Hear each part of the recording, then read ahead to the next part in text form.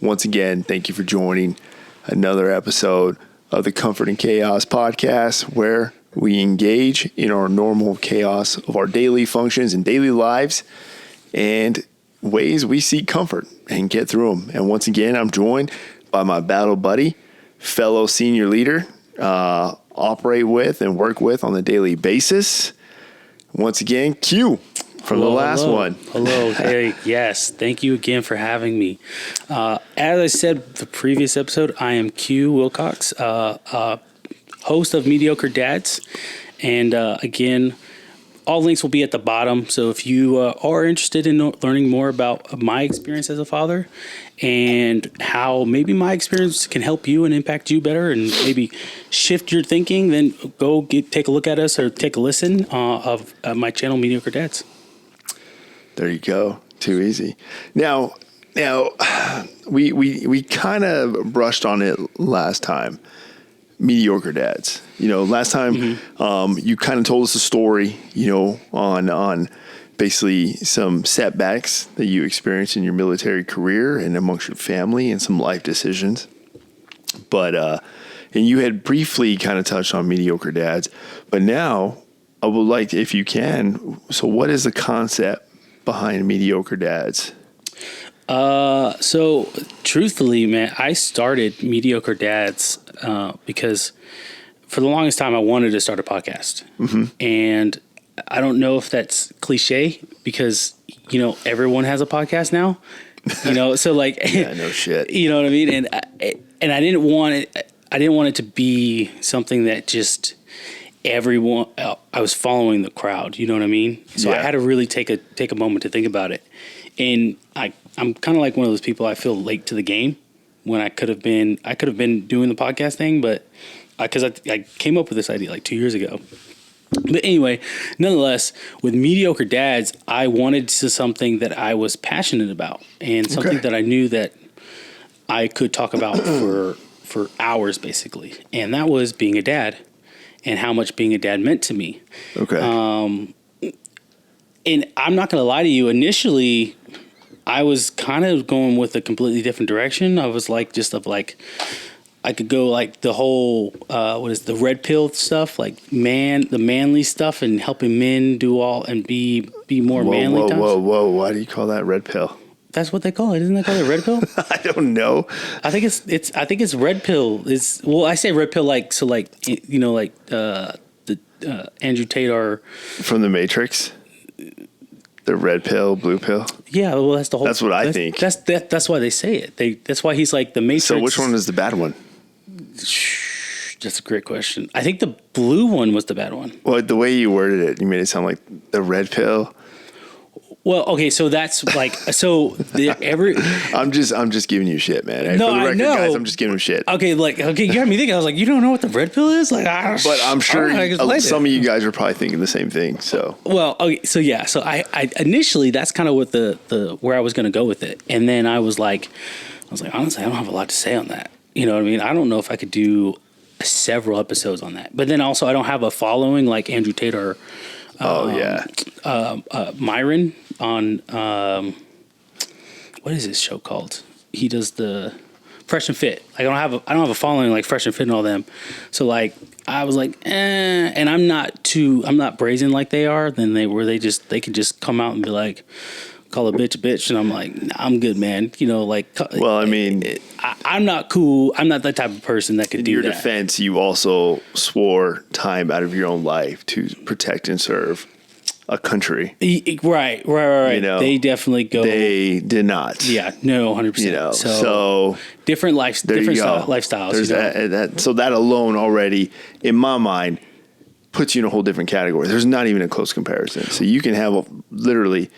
And I say this before, but there's literally CEOs and billionaires who could not put what we have done on their resume.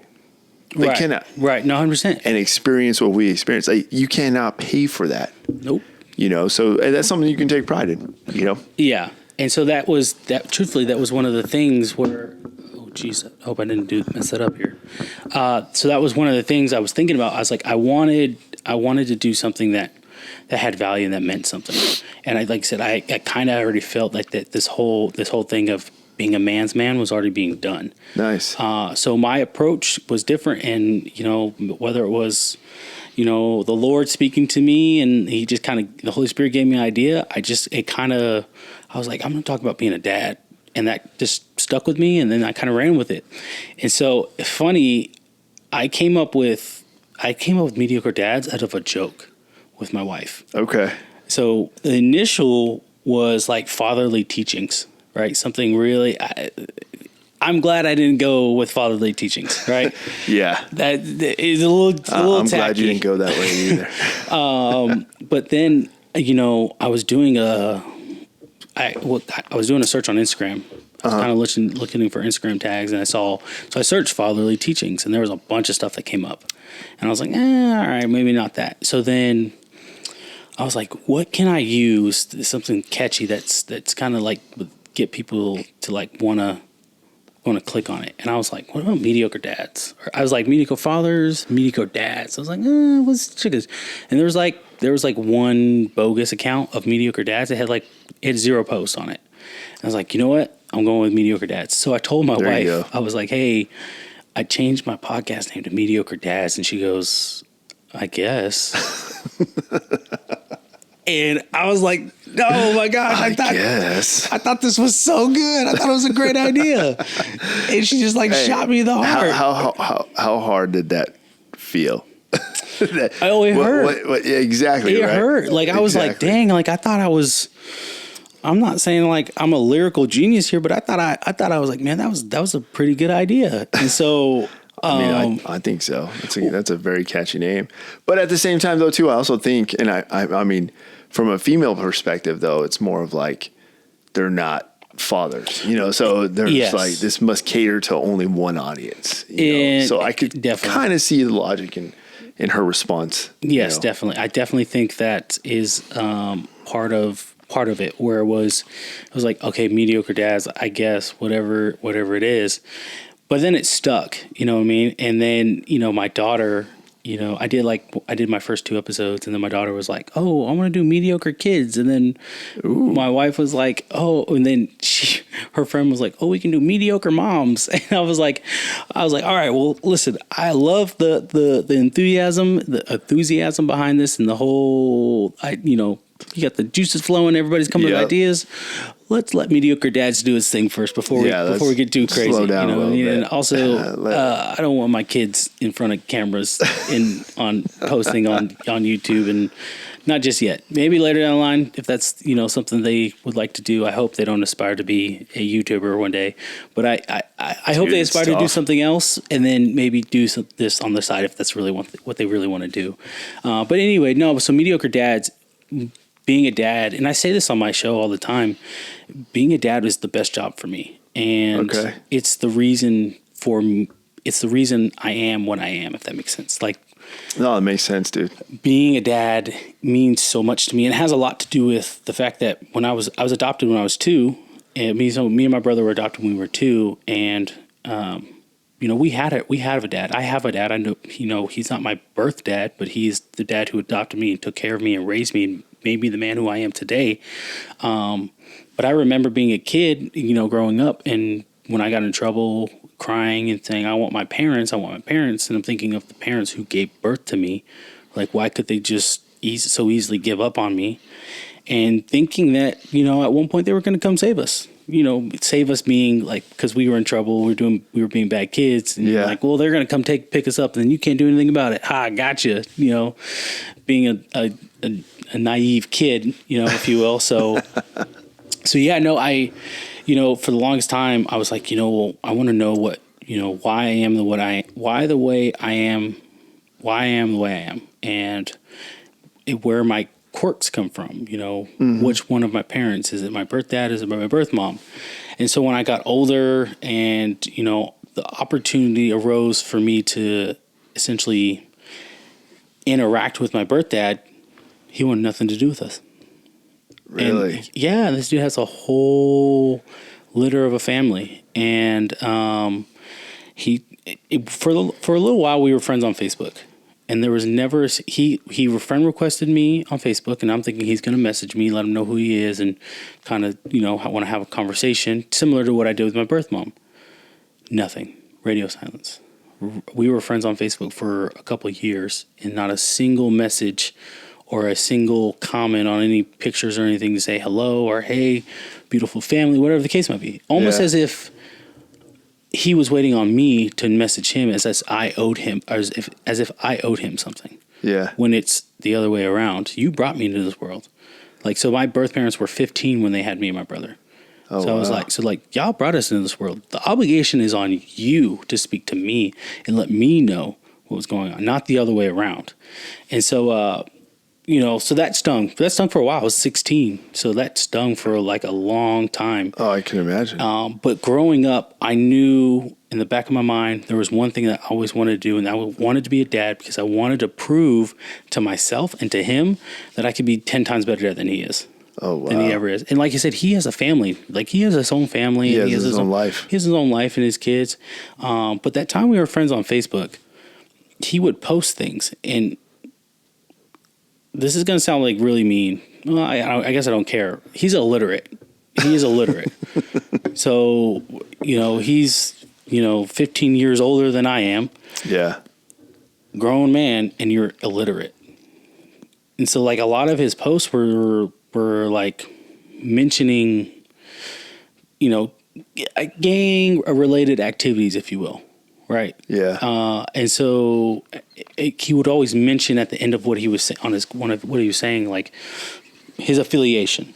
And I was just like, you are a grown man. No one cares. No one cares. No one cares, bro. Like that, the Bloods and Crips are not like what they used to be. I'm not like trying to, mess with any gangs, but I'm just saying, like, no one cares. You know what I mean? And so, but I guess that was his lifestyle. And I would see pictures of his family and how he's like, oh, gotta love my family and always hang out together. And I was like, yeah, and I'm gonna be better dad than you are. So let me ask, when was adopted at 2, right? So we moved into to their home at 2 and officially adopted at 6. Okay. And a twin. Yep. Okay. Now, how much time? So, when did you first engage your birth father? Like, speak to him? Yeah, like, when did you first try to initiate contact? Never. I never tried. So, how did you guys find each other on Facebook? Oh, so my birth mom reached out to my mom on Facebook, and I guess she had been looking for years, and she had finally found some paperwork that said their names on it, so just did the search. And then obviously there's a bunch of,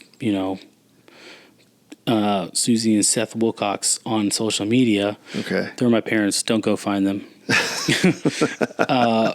My mom won't add you anyway. Anyway, so, looking for these people on social media, on Facebook, and looking for a white family with 2 black kids. And I mean, it sounds weird, but that's what she was looking for. I know that's what she was looking for. Yeah. And sure enough, she found it.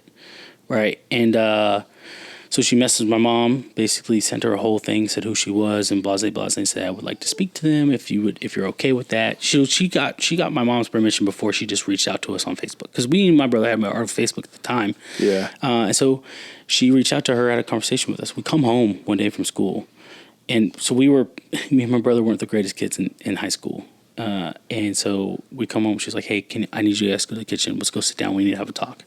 So me and him look at each other and I'm like, bro, what did you do? He's like, I didn't do anything. What did you do? I was like, bro, we were good today. I don't know what's going to happen, but all I know is I'm not getting blamed for your nonsense. So, like, if you did something stupid today or 2 weeks ago, you better let them know, because I'm not paying for your stuff, right? I'm not getting in trouble for you. And so we went to the kitchen table and sat down, and she was like, you could tell she was a little nervous. And she was like, hey, so your birth mom basically messaged me on Facebook, and she would like to speak to you guys. And like, it's in that moment where you're like, you didn't hear her. You're like, I'm sorry, what did you say? What did you say? She was like, yeah, like your birth mom messaged me, said she wants to speak to you guys. She goes, I did do some research to confirm more or less that she is who she says she is, and that this is in fact the person who gave birth to you guys. She goes, you do not have to speak to her, but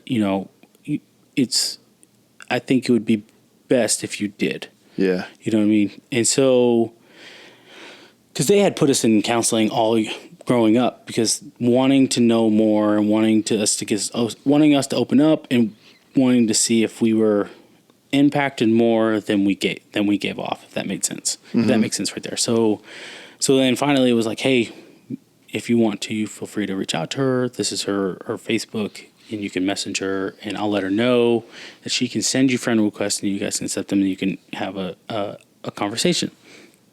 So we're like, me and brother are like, yeah, I guess. We're kids. We're not really thinking past that moment right there. We're just kind of like, yeah, sure. So we become friends, and then we on our own accord, like on my own Facebook and his own Facebook, he's messaging her, I'm messaging her. I have my list of questions. He has his list of questions. Yeah. Now, I didn't ask my brother what his list of questions were, but I knew what my list of questions were.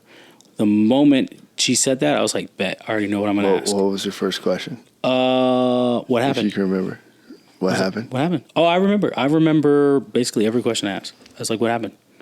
Basically, like, I have one memory. And it's not even a memory of a specific person. It's a memory of being in a car in a car seat. And those old, I think it was a Lincoln. I think this Lincoln, where they had essentially they had the bench in the front, the bench seat in the front, but it was a sedan, if you will, and then the back seat in the back. And I remember it was a red cloth seats. Just I have a memory seared in my head. It's seeing red cloth seats. And the radio was on. I couldn't tell you what the song it was. I think it was like almost like a gospel. Okay. Maybe gospel music, but again, I was a baby, so memories are whatever they are at that time. But that's the only memory I have of ever being like that. That's not a memory from being with my parents. That's a memory from when I was basically your earliest memory. Mm-hmm. Yep. Wow. So I don't. Oh, truthfully, I've never. I think I've told like that to people like once or twice. But yeah. Anyway, I asked what happened. That was my first question. I asked what happened. That's like, hey, crazy. So what happened? I need to short and skinny. I mean, it makes sense. It definitely makes sense. Followed up with, so did you have any other kids? Yeah. Okay. How old are they? And she told me how old the oldest one was, and I did the math. I was like, all right, so 6 years. 6 years afterwards. I was like, dope. So what took you so long? Wow. Because legitimately, I was like, listen, 6 years after your first your twin sons, like having twins is a big deal. It would be I could consider it different if I was born and then a year later he was born, and was kind of like, we had that different time gap, but we're identical twins. Yeah, dude. Twins is a whole different game. So you don't forget that you had us. That's not a thing that you just forget and we're like, it is what it is. So I asking what happened, going through the line of questioning, and then she gave me her answers. Her answers are, it's her truth, if you will. Like, I was there at the capacity of a baby, so I can't really judge or articulate enough to be like, no, actually, this is what I saw. You know what I mean? Like, yeah, I was a baby, so I couldn't tell you any otherwise. So that's what the story was. Honestly, I was hoping my birth dad would have messaged me so I can get his side, because there are always two sides to the story. Yeah. Because they were 15, they weren't bound to stick together anyway. Yeah. And so, because I got a story of what of kind of what my parents articulated to us of like what was the case. They were 15, weren't responsible enough. They're to kids. Raise you. Yeah, they're kids, and I'm 16 at the time. when they're messaging me, so I kind of understand. Like, I imagine having a kid a year ago, or twins for that matter. Oh, Dude. bro, I wouldn't even know what to do. So, like, I kind of understand, like, your priorities are not on kids. Your priorities definitely on, you want to go hang out with your friends, you want to stay out late and do all the things, whatever you do at that age, depending where you're from. So I understood it, but still, in my head, and it's always in my head of, like, when you become a parent, you immediately become responsible for someone else. Someone else's well-being now becomes your responsibility. Regardless of how old you are, you better suck it up and you better figure it out. It's going to take you longer if you're younger, but, like, it's going to pay off for you in the long run because you have to figure it out now. Yeah. It's kind of like when I would say, well, let's go back to the Civil War, right, and the American Revolution. Like, the kids joining the military, like, there was no, hey, you're 18, go fight. I think it was more like 15, 16, you know how to hold a gun. It was like, you can hold a gun. Yeah, like, you're going to go move and you can communicate. Yeah. You're going to go figure it out. You know what I mean? So, like, they were in war and they had to figure out war, and then they had to figure out their life after war. A lot harder than it is now, but still, nonetheless, they had to figure that out. So my mindset is kind of similar to that matter. Like, you chose to have sex, and you chose that you're going to have unprotected sex, and I understand consequences. I've been dealing with consequences my entire life, because essentially I was a consequence of someone else's actions who didn't think about the consequences of what their actions could be. So I understand consequences. I've always understood that. So therefore, I was like, in my mind, like, hey, you did something, there's consequences. So now you have to deal with those consequences. You have to be able to live with those consequences, and you have to figure it out.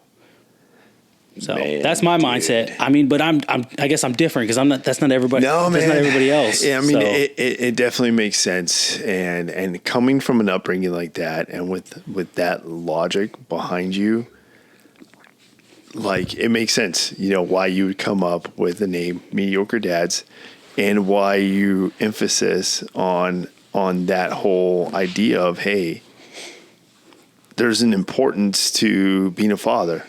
You know, and being present. Now, when I say present, obviously, there's different forms of presence, but it doesn't hide behind the fact of being present, whether it be social media. Obviously, in today's age, we have multiple forms of presence, and I know as a father myself, my son lives in a whole other state. Yeah. And, granted, it didn't work out between me and his mom, but being in the military already has its challenges, but being in the military as a single father, also has its challenges. Yeah. But I know that, hey, I got to capitalize on that same form of, I got to figure out a way to be present, and I got to make sure that my son knows that he has a father, and his father is present in every shape and form, and it makes sense. It definitely makes sense, So with your brother, does he share the same? I mean, as a twin, do you guys? I would assume. I'm just curious. Does he share the same point of view towards your mother and father as you do, or like our birth parents? Yes. So I'm gonna be honest, and this is probably the weirdest part for a lot. It might be weird to hear from a lot of people. Me and him really haven't discussed it, and we don't. Really? We don't. We have, because I think fundamentally we have different opinions on the matter. So, for example, he's met our birth mom and our half siblings, if you will. Okay. They're half siblings. He's met them because they still live in, as far as I'm aware, they still live in Nevada. So he's met them. He went out there, met them, did the whole shebang, and he was like, hey, you want to go out there with me and we can meet them? And I was like, just my birth mom, not my birth dad. My birth dad gave him the similar treatment. But, he was like, you want to go out there with me and meet them? I was like, nah, man, I'm good. And he was like, oh, what do you mean? He always questions me. But I was like, hey, man, I said, I'm not going to lie to you, man. I was like, I know who my parents are. And that's Seth and Susie. The time for me has passed, for where I wanted to know, essentially who I was through them. I was like, that time for me has passed. I was like, I know my parents. I know who I am.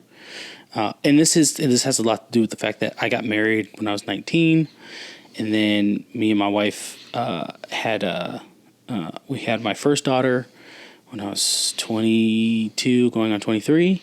So like mentally, I'm in a completely different space. Yeah, you're in a different headspace. You know, and he's still on the mindset of like, got some girlfriends, going out partying. He was in DC, then he was in Germany, which is nothing wrong with it. He's able to do those things, and you know, he's single, so why not explore different countries? You're in the military. That's one of the perks of being in the military. And so, but we were in a different headspace, and I was like, yeah, man. I was like, personally, I was like, I know who my parents are, and I was like, I don't need to meet her or these my half siblings to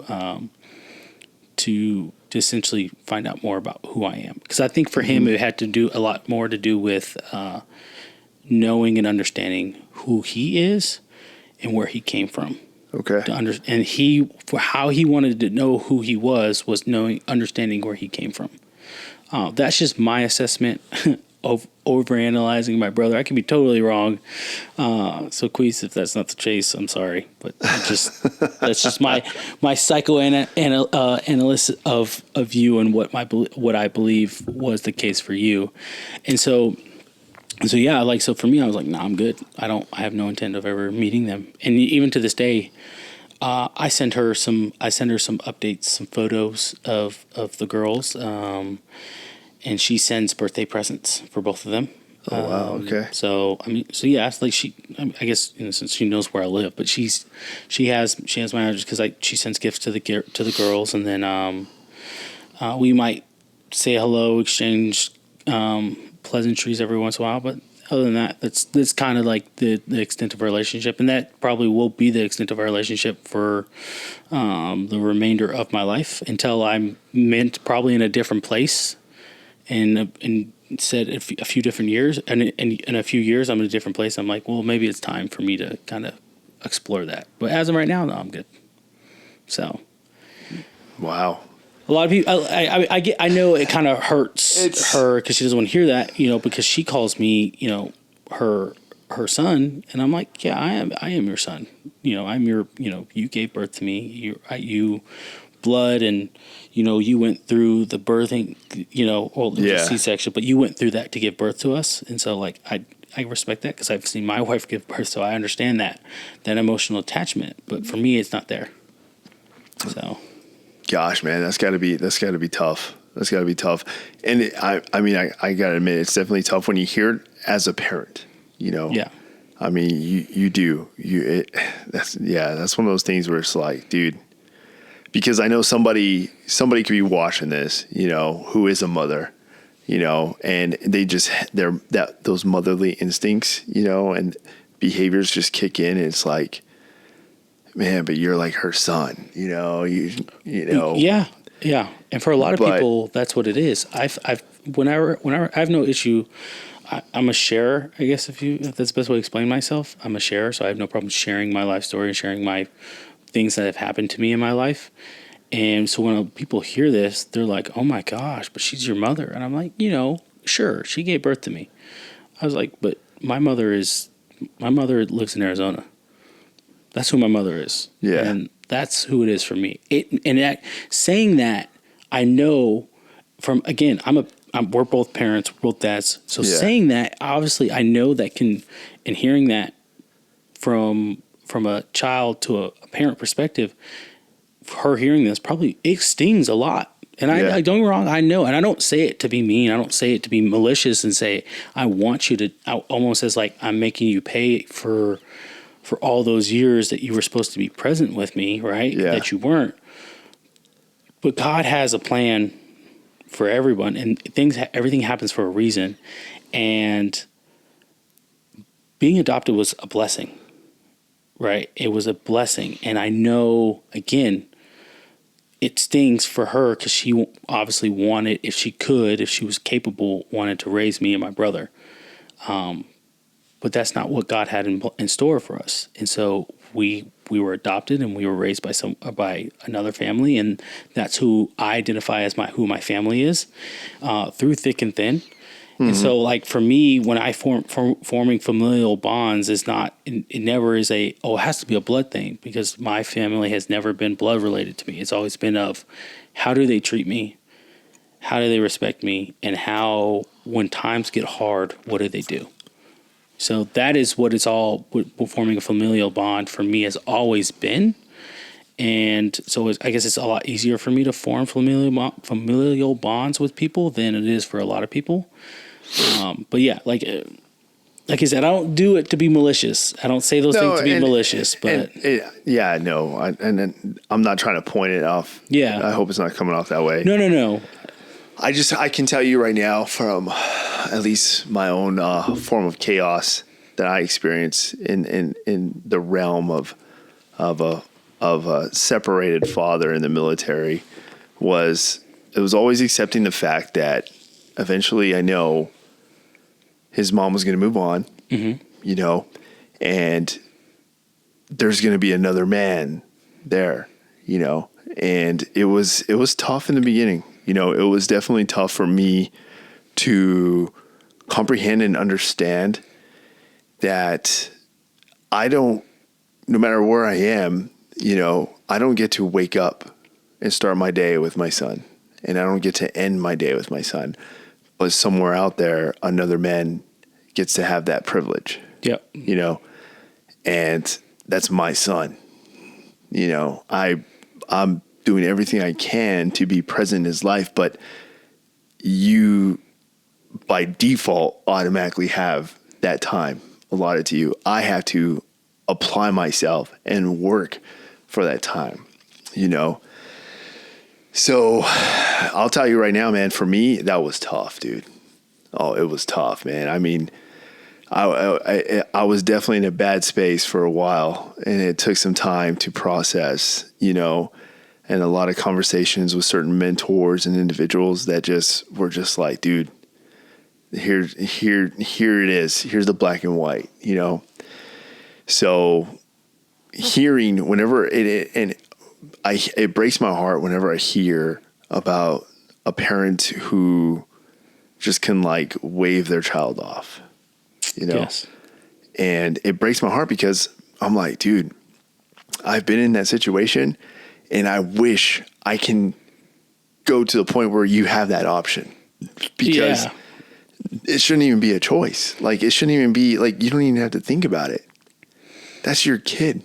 You have to have and this, it can, I know it sounds bad, but to have the ability to say, I'm going to ignore you for the rest of the night because you're just like irritating me, and then I'll see you tomorrow is weird, right? Because again, for you, especially, like, you don't have the luxury of waking up in the morning and be like, hey, you know, yesterday I was kind of an asshole, and I'm sorry for that. And I hope you can forgive me. And I will actually think we have a great day planned today. I think we're going to go to the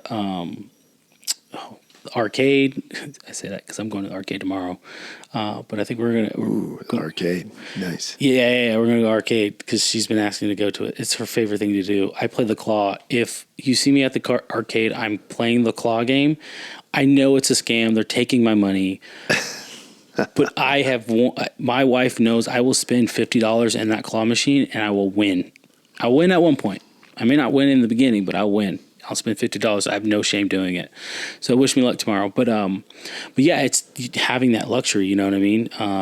It's different. So for you though, right? I have a question for you, and this I've been keeping it in the back of my mind for a while now. So when you don't, obviously your ex has sole custody, if you will, of your son. And so you see him when you do. Do you think there'll ever be a moment where he will identify that man that's in your ex's life now as dad? Or will it, do you have that conversation where you're like, hey man, like, I'll always be your dad, and there's someone else in that, there might be someone you see him on a daily basis, but you don't want to disparage him and discourage him from ever talking to him, because he, in some way, he is that fatherly figure on a daily basis, if that makes sense. Right? I hope that question makes sense. I hope it's not a loaded question. No, it does. No, and that's a great question. So he's definitely at the point where he knows who his father is. Okay. And he doesn't even call him dad. You know, he doesn't because she's moved on. She's remarried, you know, and he has they have a child together, you know. So he's accepted his role as a big brother. You know, that's his brother. Mm-hmm. But he does know who his father is, you know, and that's something that is very encouraging to me. And I take a lot of pride in, you know, because even now we'll FaceTime, we'll play video games together. And when we spend our time together, I know this because I can see it when it's time to say goodbye. You know, that's when it really kicks in, because you can see it, because he tries so hard to hide his tears, or he tries so hard to try to be this tough guy, you know, show you that he's a man. Yeah. You know, and he's always got something to prove when he's around me. Like I can see it, you know, I can see it.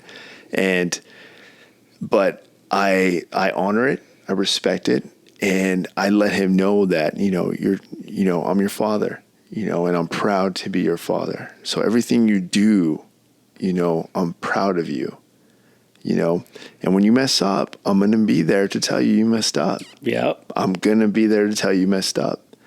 So don't feel like just because you engage this new challenge, or you messed up, or somebody around you messed up, you know, don't feel like you can't come and talk to me, you know, because I promise you, you're going to get through it, you know, and as your father, I will guide you through it, you know, and he knows that, and he shows it. And so I take pride.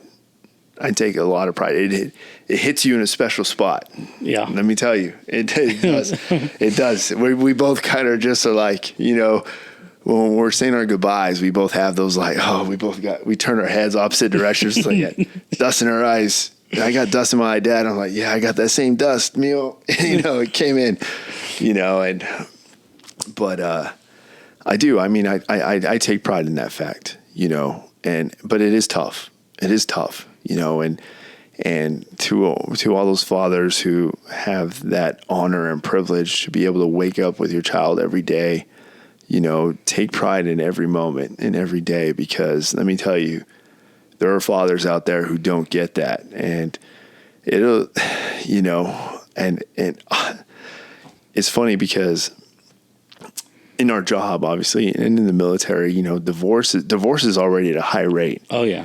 In our society, but in the military, I feel like it's a whole nother level. It's almost like if you're going to make it in the military, you got to at least have at least one or two divorces under your belt, you know, to add to your resume. It's my biggest fear. It's Dude. my biggest fear. I, you know, when me and my wife first got married, and so again, I mentioned this earlier, I was 19. Yeah, that's young. She was 18. Oh, that's young, dude. So let me set the scene, right? I met my wife when I was in 6th grade. She was in 5th grade. Now, okay, she's gonna tell you if she watches my videos or these videos, but she's gonna tell you that she wasn't flirting with my brother, but she was, because when I met her, I went to the bathroom, and then sure enough, there's Queese out there in front of the bathrooms talking to a girl, and who was the girl? My wife. Oh, right? Man. However, so I walk up and I'm like, hey, what's up, bro? Me and him, we had our own handshake, dabbed each other up, whatever, doing our thing. And then I look over at her, I thought it was big pimping back then. Listen, I finally acknowledged her, if you will. I was like, who who are you? And she, we were sixth graders. She was fifth grader. She was like, oh, I'm Aubrey. And I was like, all right, cool. Hey, Queez, I'm going to the bathroom. Are you good here? What's up? He's like, nah, I'm good. He's like, hey, have a good one. Left.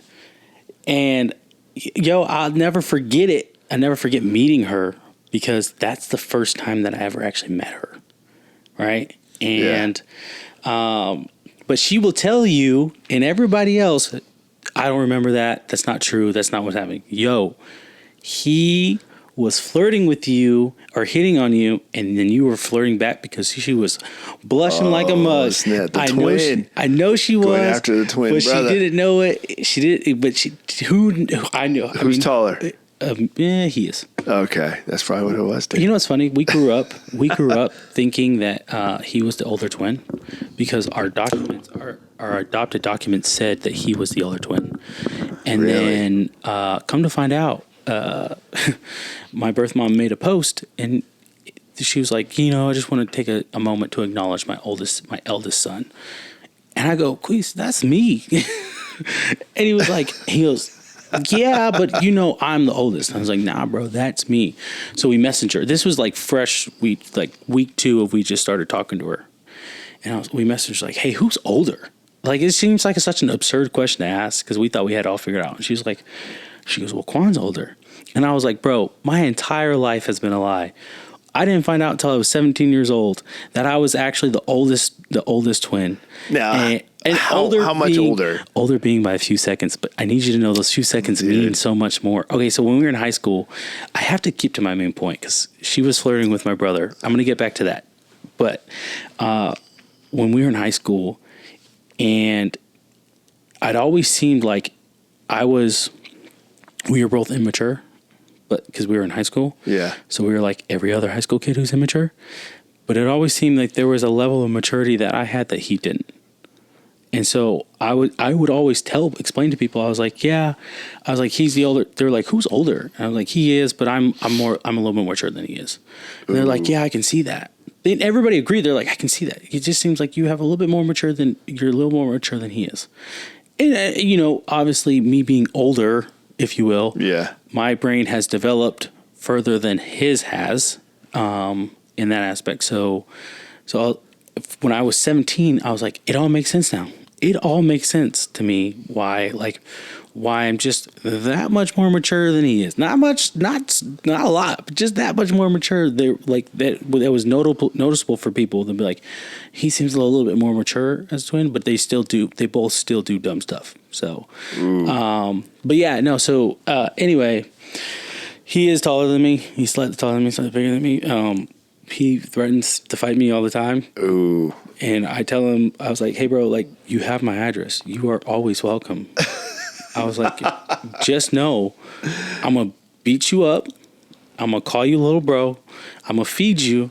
I'm going to let you stay at my place. And then I'll send your ass home. Like, I will fold you. Now, he's going to see this and he's going to be like, hey, man. Like, oh, hell no. Oh, yeah. I'm on my way. We got in several fights when we were in high school. But anyway, let me go back to my main point. This is the ADHD moment. So she was flirting. She was flirting with him. And so that's when I first met my wife. Now. Okay, wait a minute. What classifies as flirting, though? He was hitting on her. And now I know that because I know my brother. And I know when he's looking, what he's looking. Dude, she was in the 6th grade. 5th grade, yeah. No. I mean, flirting is like... I understand that. But she will never live this down. You are my wife now.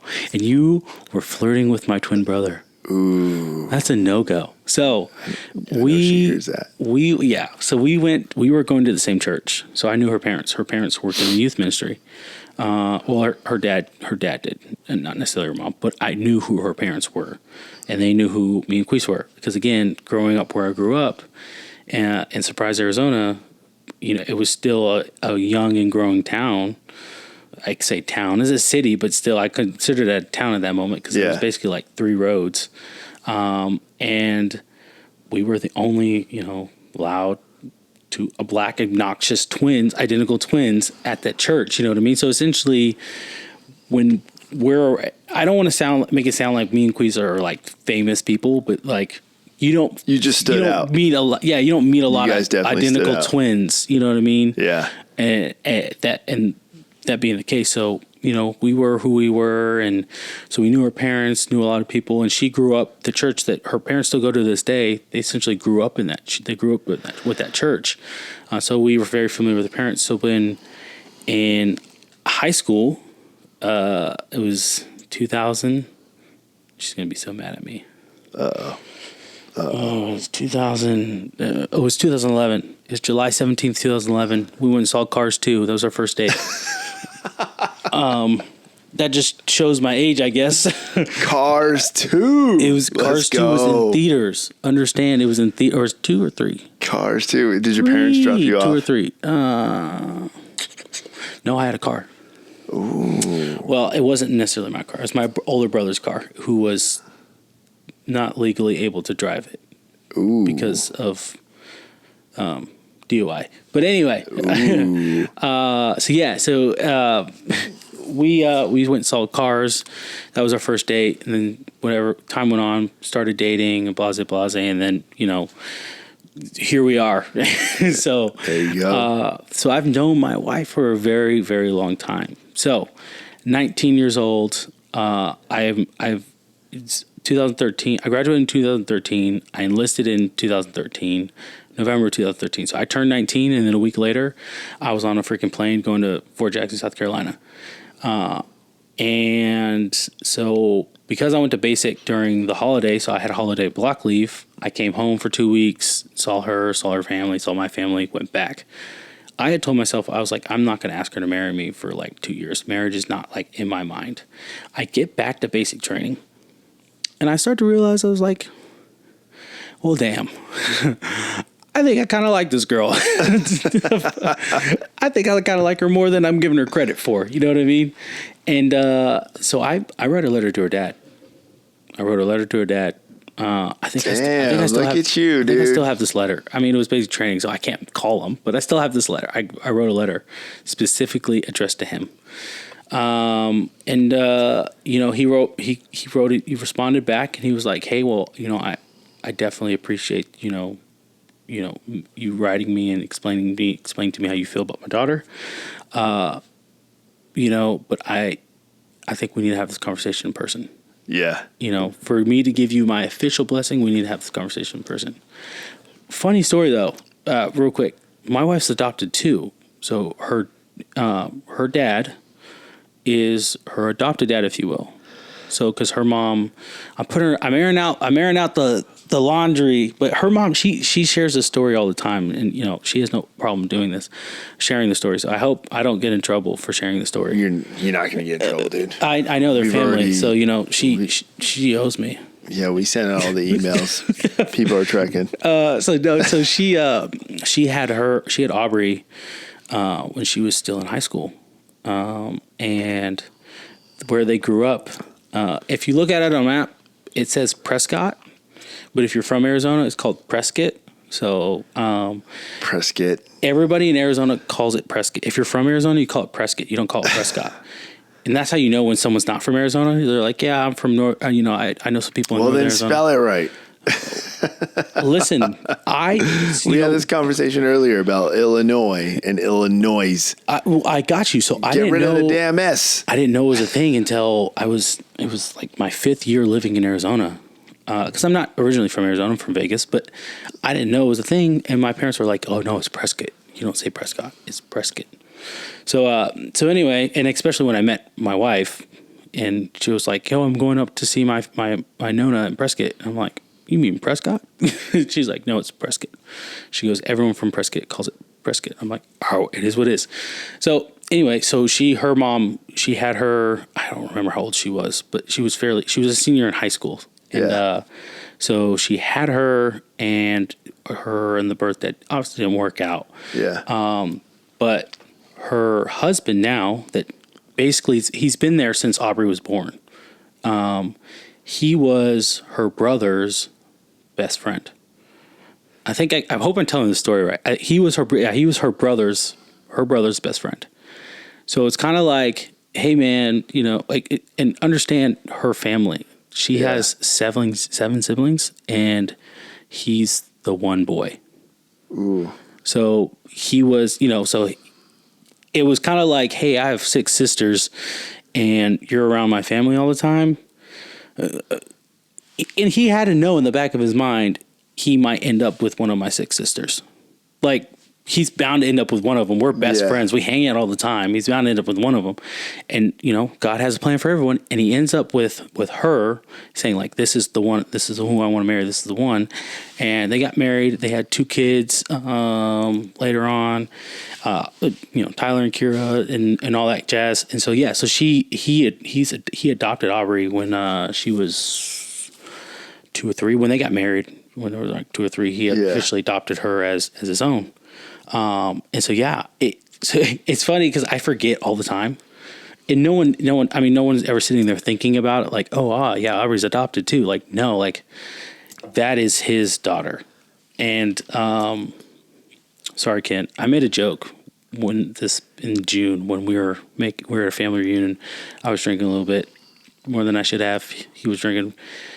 And I made a joke, and I felt comfortable making the joke because I was adopted.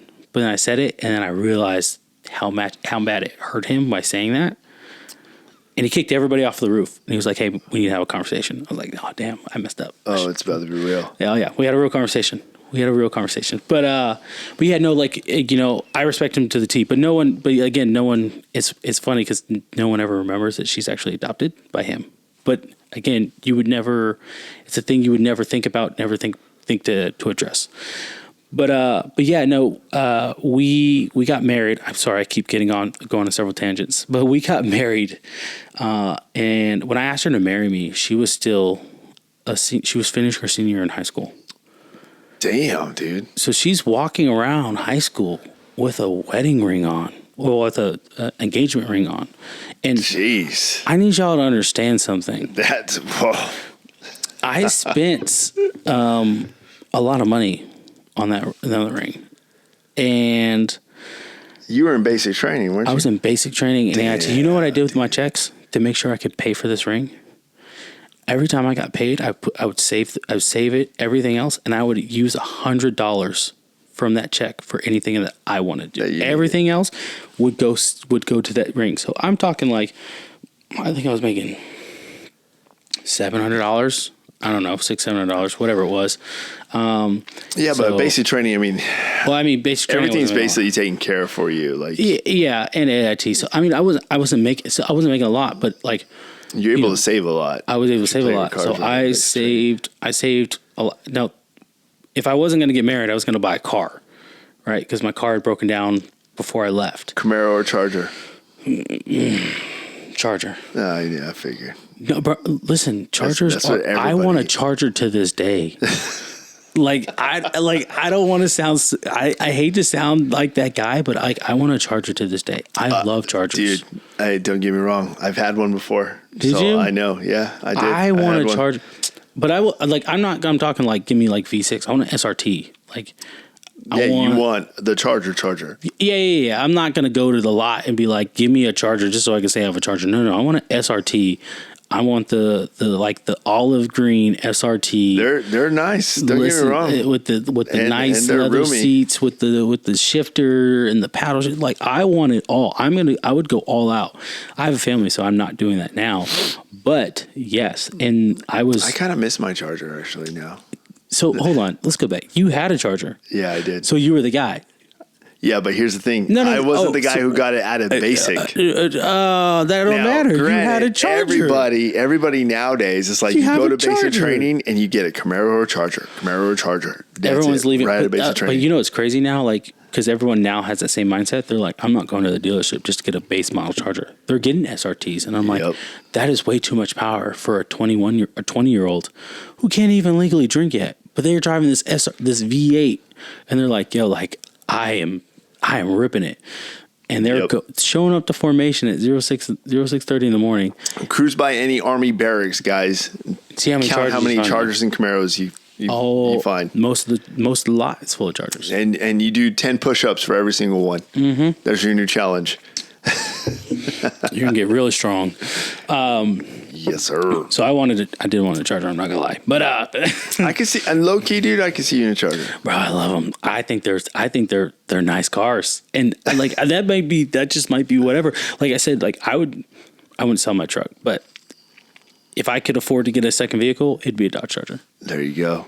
Without a shadow of doubt, it'd be a Dodge Charger. Well, tell the wife, hey, we need a Charger. No, she won't let me do that. She won't let me do that. No, we've paid off both of our vehicles. So, and surprisingly, we have a Dodge. We both have Dodges. So I guess we're a Dodge family now. Never thought it would happen, but I thought I was going to be a Ford guy. I'm not going to lie. What? But I'm a Dodge guy now. So the only thing I don't like about Dodge is Uconnect. If you can hear this, get rid of Uconnect. It's the stupidest thing in the world. No one uses Uconnect. Just give us Apple CarPlay or Android Play. Like that's what everybody wants. Uconnect is your own system. You tried it and it failed. By the way, this podcast is brought to you by Dodge and Uconnect. We just want to thank our sponsors. I forgot to throw that out there. Sponsored by Uconnect. I hate that system so much. It's such a useless thing. But yeah, no, we have gone on so many different tangents. I'm sorry. It happens, dude. I wanted a Charger, but no, me and her, we're young kids. We get married. And she, like I said, she was still in high school, walking around with an engagement ring. And, jeez. And I couldn't believe it because, she would tell me, she's like, yeah, all these people are commenting and asking me, like, and then, cause we're getting to the age where you start to notice the rings and they're like, are you engaged? And she's like, yeah, to who? And I had just graduated the year before, so everybody knows who I am. They're like, Daquan. They're like, one of the twins? You're still with that guy? What does he do? And he's like, oh, he's in the Army. And they're like, oh, okay, good luck. You know what I mean? Type thing. To all the haters, we're still here.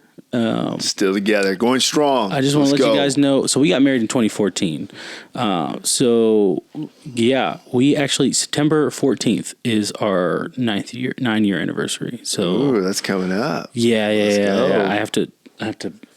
I have a gift in mind. She'll like it. I know she'll like it. Hey, don't give it up here. Oh, well, I'm not going to. It's very hard to find a gift. When you've been together for so long, because we've been getting each other gifts. 9 years, dude. That's not only we've been married. We've been getting each other gifts because we've been together since 2011. So, like, understand, it's been a long time. Like, I've given all the gifts I could give. You know what I mean? Like, I don't even like. And at this point, what you're starting to go through the book, you're like, dude, what else do you want? You know what I mean? Like, at this point, I don't know. I think this is normal. I'm at a point now where things come up and I'm like, hey, what do you want? Tell me what you want. And we have a shared account. I'm gonna go buy it, dude. Right. Like, let's not pretend anymore. Dude. Like we need to surprise each other. Tell me what you want. Matter of fact, you don't even have to tell me what you want because guess what? You're gonna get something. You're gonna be like, hey, for our anniversary, look what I got me. You're gonna be like, look what you got me, and I'm like, wow, what is that? It's a new blah, blah, blah. Wow, I'm glad I got you for it. I love you so much. We have a shared account. Even if I go swipe that card, you're going to know exactly. She's going to know what I bought. Dude, at that point, I mean. There's no such thing as surprise in my house. Dude. She's good at surprise because I don't look at, I'm not going to lie. She looks at the count. I don't. So, like, if she could buy me a gift. And I would never know because I'm not the one who's like going through like, all right, what was this purchase? What was this purchase? No, like she's the one who balances the checkbook if you know what I'm talking about. So like she does that. So yeah. But yeah, we've been married for so long. That's where we're at right now. So. Well, no, that's pretty awesome. That's pretty awesome. But I'm curious now that you're on anniversaries, you got my thinking like, I don't know, and feel free if any of you are watching this, comment down below. But do anniversary gifts really matter? No, no. Well, like I mean, I get it. When you want should something, definitely like remember the day. Obviously, that's the day you guys said yes to each other. You know, and to solely be there for each other for the rest of your lives. Mm-hmm. Took those vows. But like you just said yourself, 9 years. It's like, dude, what? I mean, you just any day at any point of the year, you put out a goal or something you want, and we're gonna figure out a way. We're gonna make it work. Yeah, I'm gonna make it happen. So it's like, what so special? Like, does this gift matter? Like, I mean, No. I don't know. Maybe it's just the way I think. So this is just me. My wife, hopefully, don't hurt me. But Comment down below, though. Let me know what you think. Absolutely, I would say the gift doesn't matter, and I say that because it's just about being able to say we've reached another year. Yeah. And like it was, I'm not going to say it was an easy year, but we were able to reach another year. And I saw this thing once that it basically was talking about how getting married, the race doesn't start, or the race doesn't end when you get married. No. The race starts when you get married. Dude, that's when the real work starts. You're racing to get to death, to be part, right? And I better go first. I'm gonna be pissed if I don't go first.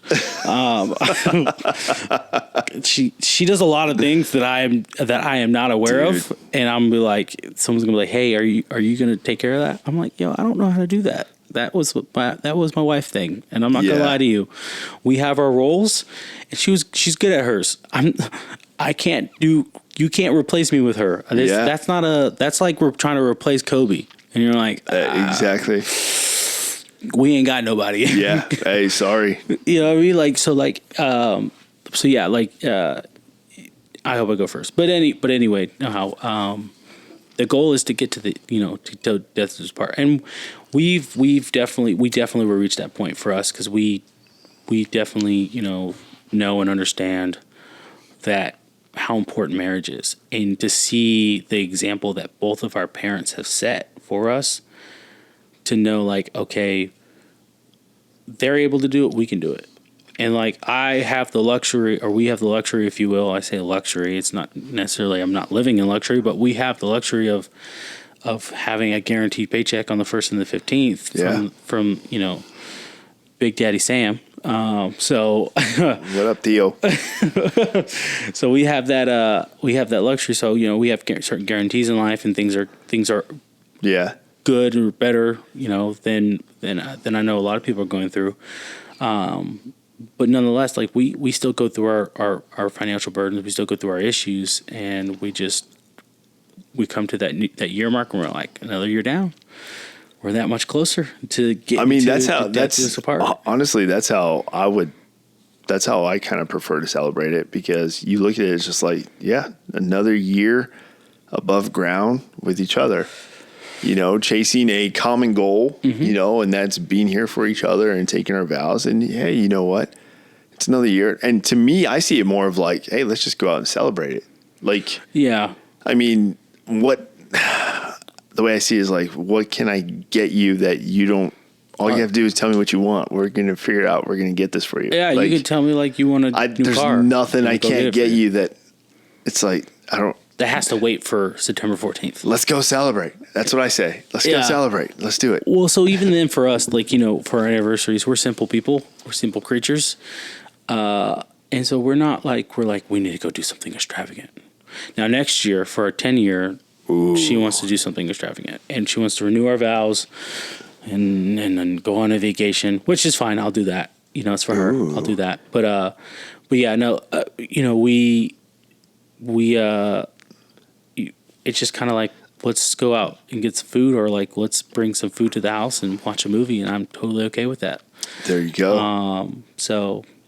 But the original point, I'm sorry, was divorce is one of the scariest things, the biggest things in the military, and was one of my biggest concerns.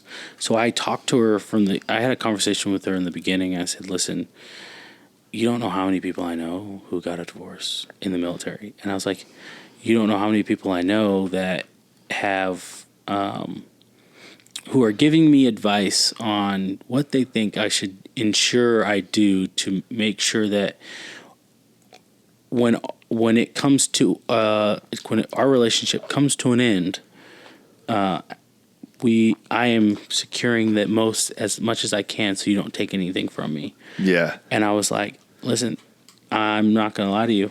I don't care about that. I said, I'm not going to do that. Because just get it out of your head. Yeah, because that just means that I'm always looking for an escape, a way to escape, or it's almost like I have an option to get out of this if I want to.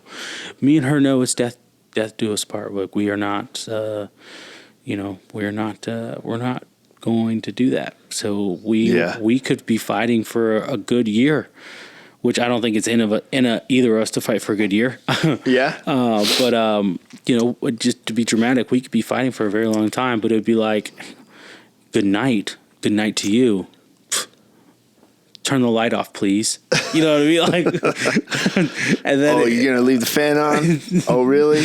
You're gonna be that one? Okay. You know what I mean? Like, that's it. Like, we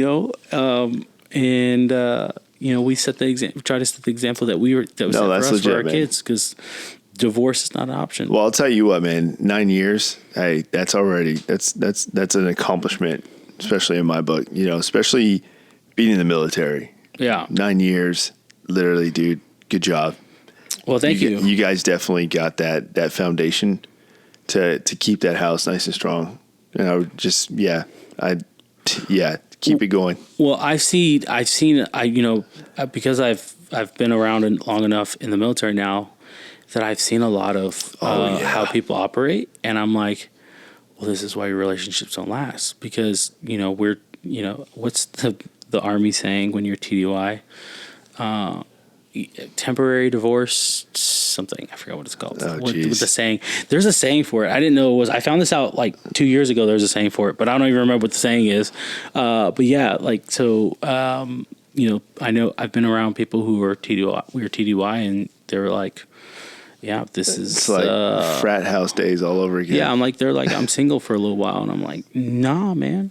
Like, I can't. I don't have it in me to do something like that and then FaceTime her the following day or that same night and with my daughters on the line and be like, oh my gosh, I love and miss you guys. Yeah, that definitely takes a special breed of an individual. I'm not saying names. I'm not saying names out there. I just know there's people out there that do it, and I've seen it.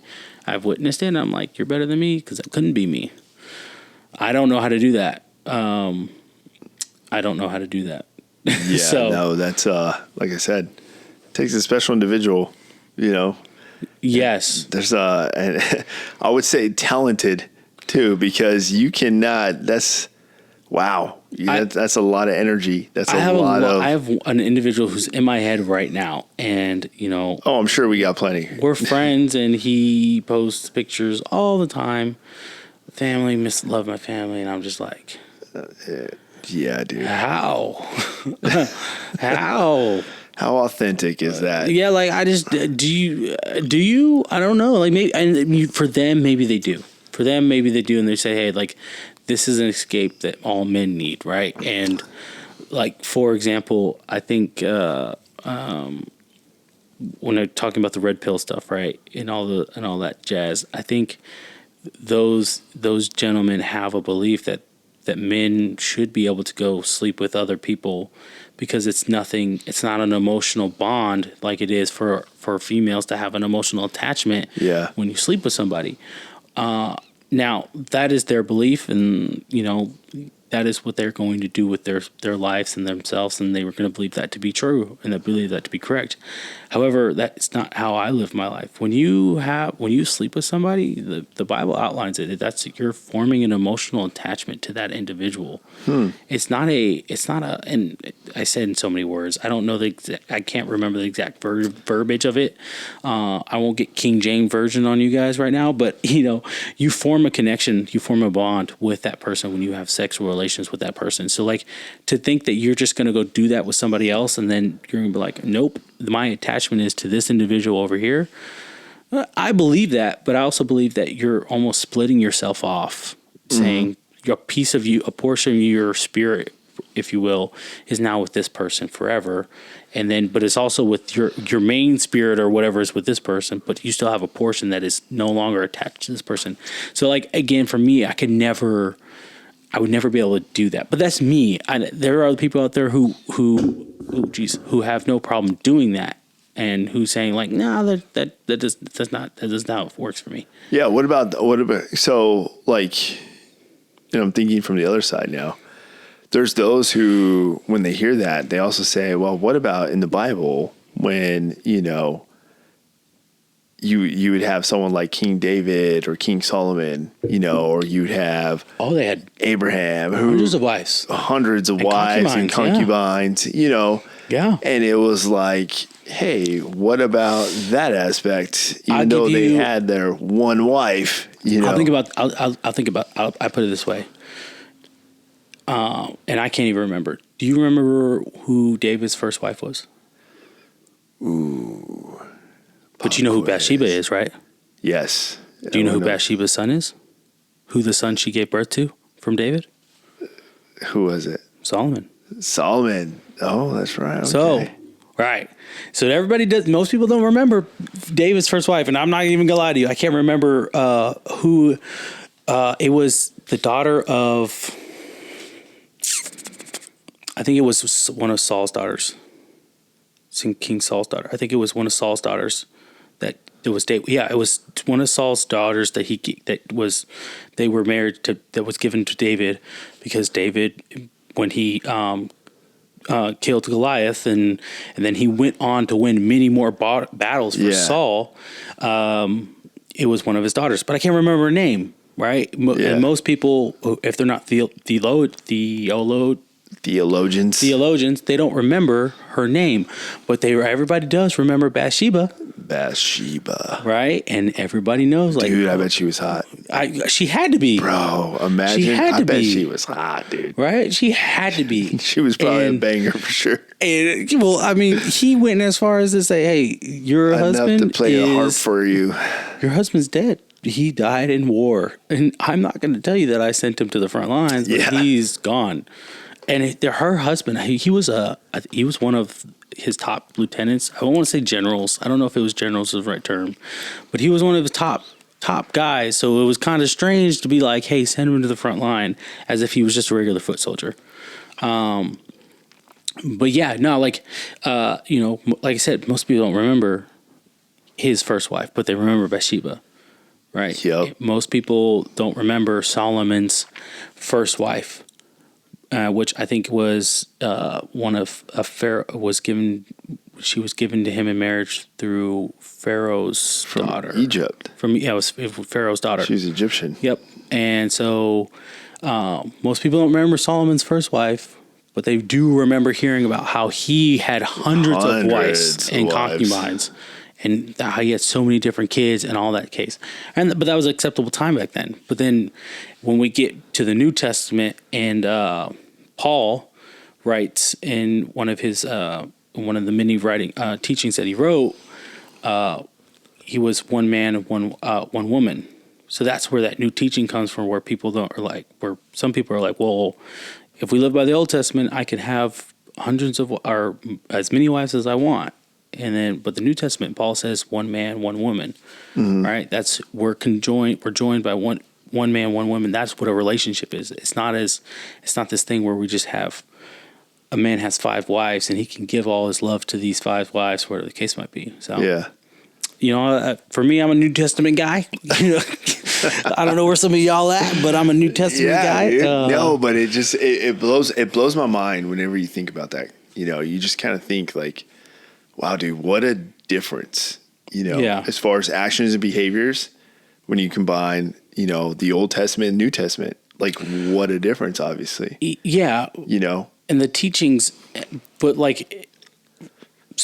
at that time, and I'm not speaking from a person who knows everything regarding the Old Testament, but in that time, right, the law was given to Moses, right? The law was given to Moses. And within those laws, Moses said to the Israelites when they're in the desert and he was on Mount Sinai, when getting those laws, he was like, hey, these are the laws we must follow. And the main thing and the main concern at the time was how they were they were making golden calves and saying that the Israelites were making these They golden needed calves. something to worship. And they were saying, these are the things we're They needed worshiping. a physical. Yeah, saying this is the ball was the thing that idol. got us out of Egypt, out of slavery, out of Egypt, forgetting that it was God of Abraham, Yeah. right, who got you guys out of Egypt. It was God who spoke to Moses with the burning bush, and then Moses and Aaron going to talk to Pharaoh and said, "Hey, man, let my people go." And Pharaoh's like, "Who the heck do you think you are?" And they're like, "Cool. My God's he's got something for that. Let me turn this river to blood now. Watch this." He's like, "Oh, cool. Oh, you didn't think that was cool? Got you." And every time he would come back, the Bible says God hardened Pharaoh's heart. Yeah. He hardened his heart, and God did that to prove a point to the people of like how serious he was about getting them out of slavery and into their own land, because it was promised to Abraham that his people and he would have his lineage would be as many as the stars. Right? I don't want to get all Jesus on you people, but like that's what it was, and so I don't know. So I don't know. It's interesting. Yeah. It definitely is interesting, but that's cool. That's definitely cool. Now, I know that you've already mentioned in the past that you've had these aspirations to, move on from the military and be a youth pastor. Yes. Like that's your goal. I forgot I mentioned that last time until I was on the way here and I was like, oh, I did say that. Oh, dang it. I didn't know if I wanted to say that.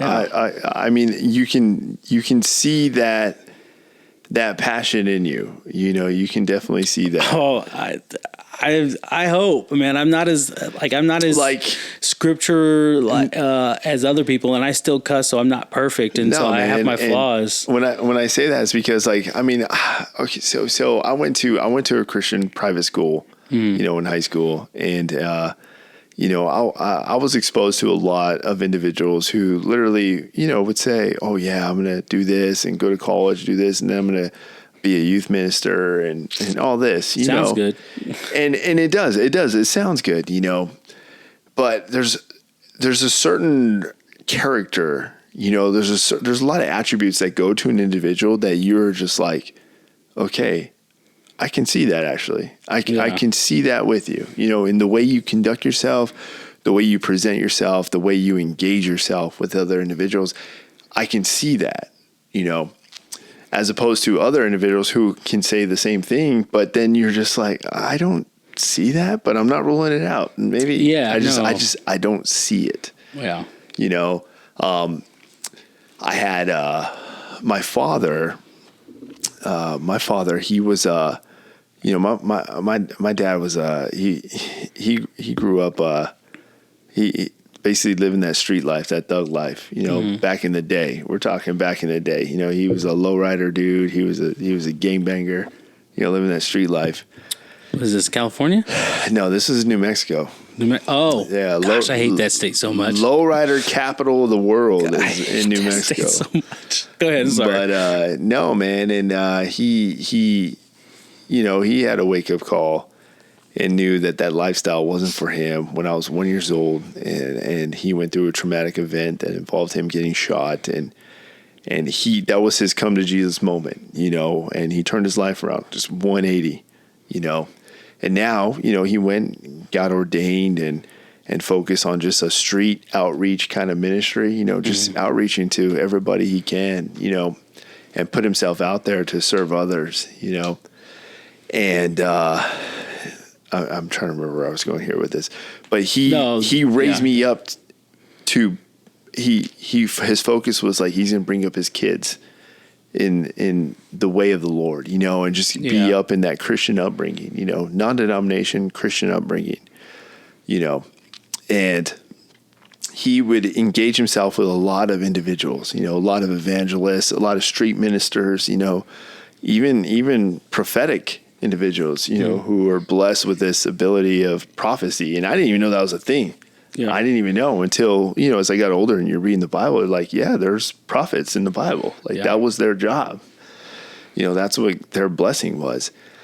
And, and they were able to read even children, individuals and children, And somebody went up to my dad one time, and I was only like 4 years old, and they told him he met me, he met my dad and me, because I was my dad's firstborn, and he looked at me and he like rubbed my head, and then he goes to my dad and he says, "This is going to be a leader.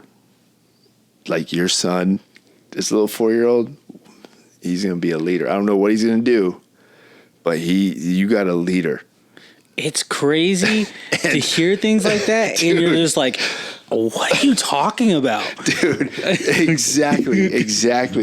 And it's crazy because, he said a bunch of other detailed things, to my dad. And my dad at the time was just like, what? He's 4 years old. Yeah. What do you know? What do you know? Goes, we believe in the same God, but you are... And yes, and it's crazy because now I think back and I've had conversations with my father, and it's just like, dude, this is crazy.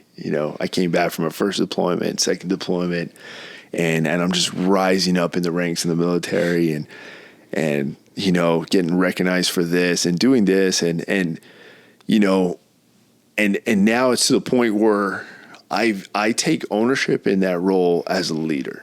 Yeah. In every aspect, no matter what the job is or what platoon I'm in charge of, what team I'm in charge of, or what detail, if I know that I'm going to lead in that position and I'm going to do whatever I can and I'm going to execute, I'm going to take ownership in that role, Awesome. And it's just going to come to me, and it's almost like it comes to me naturally, and I think back to that moment.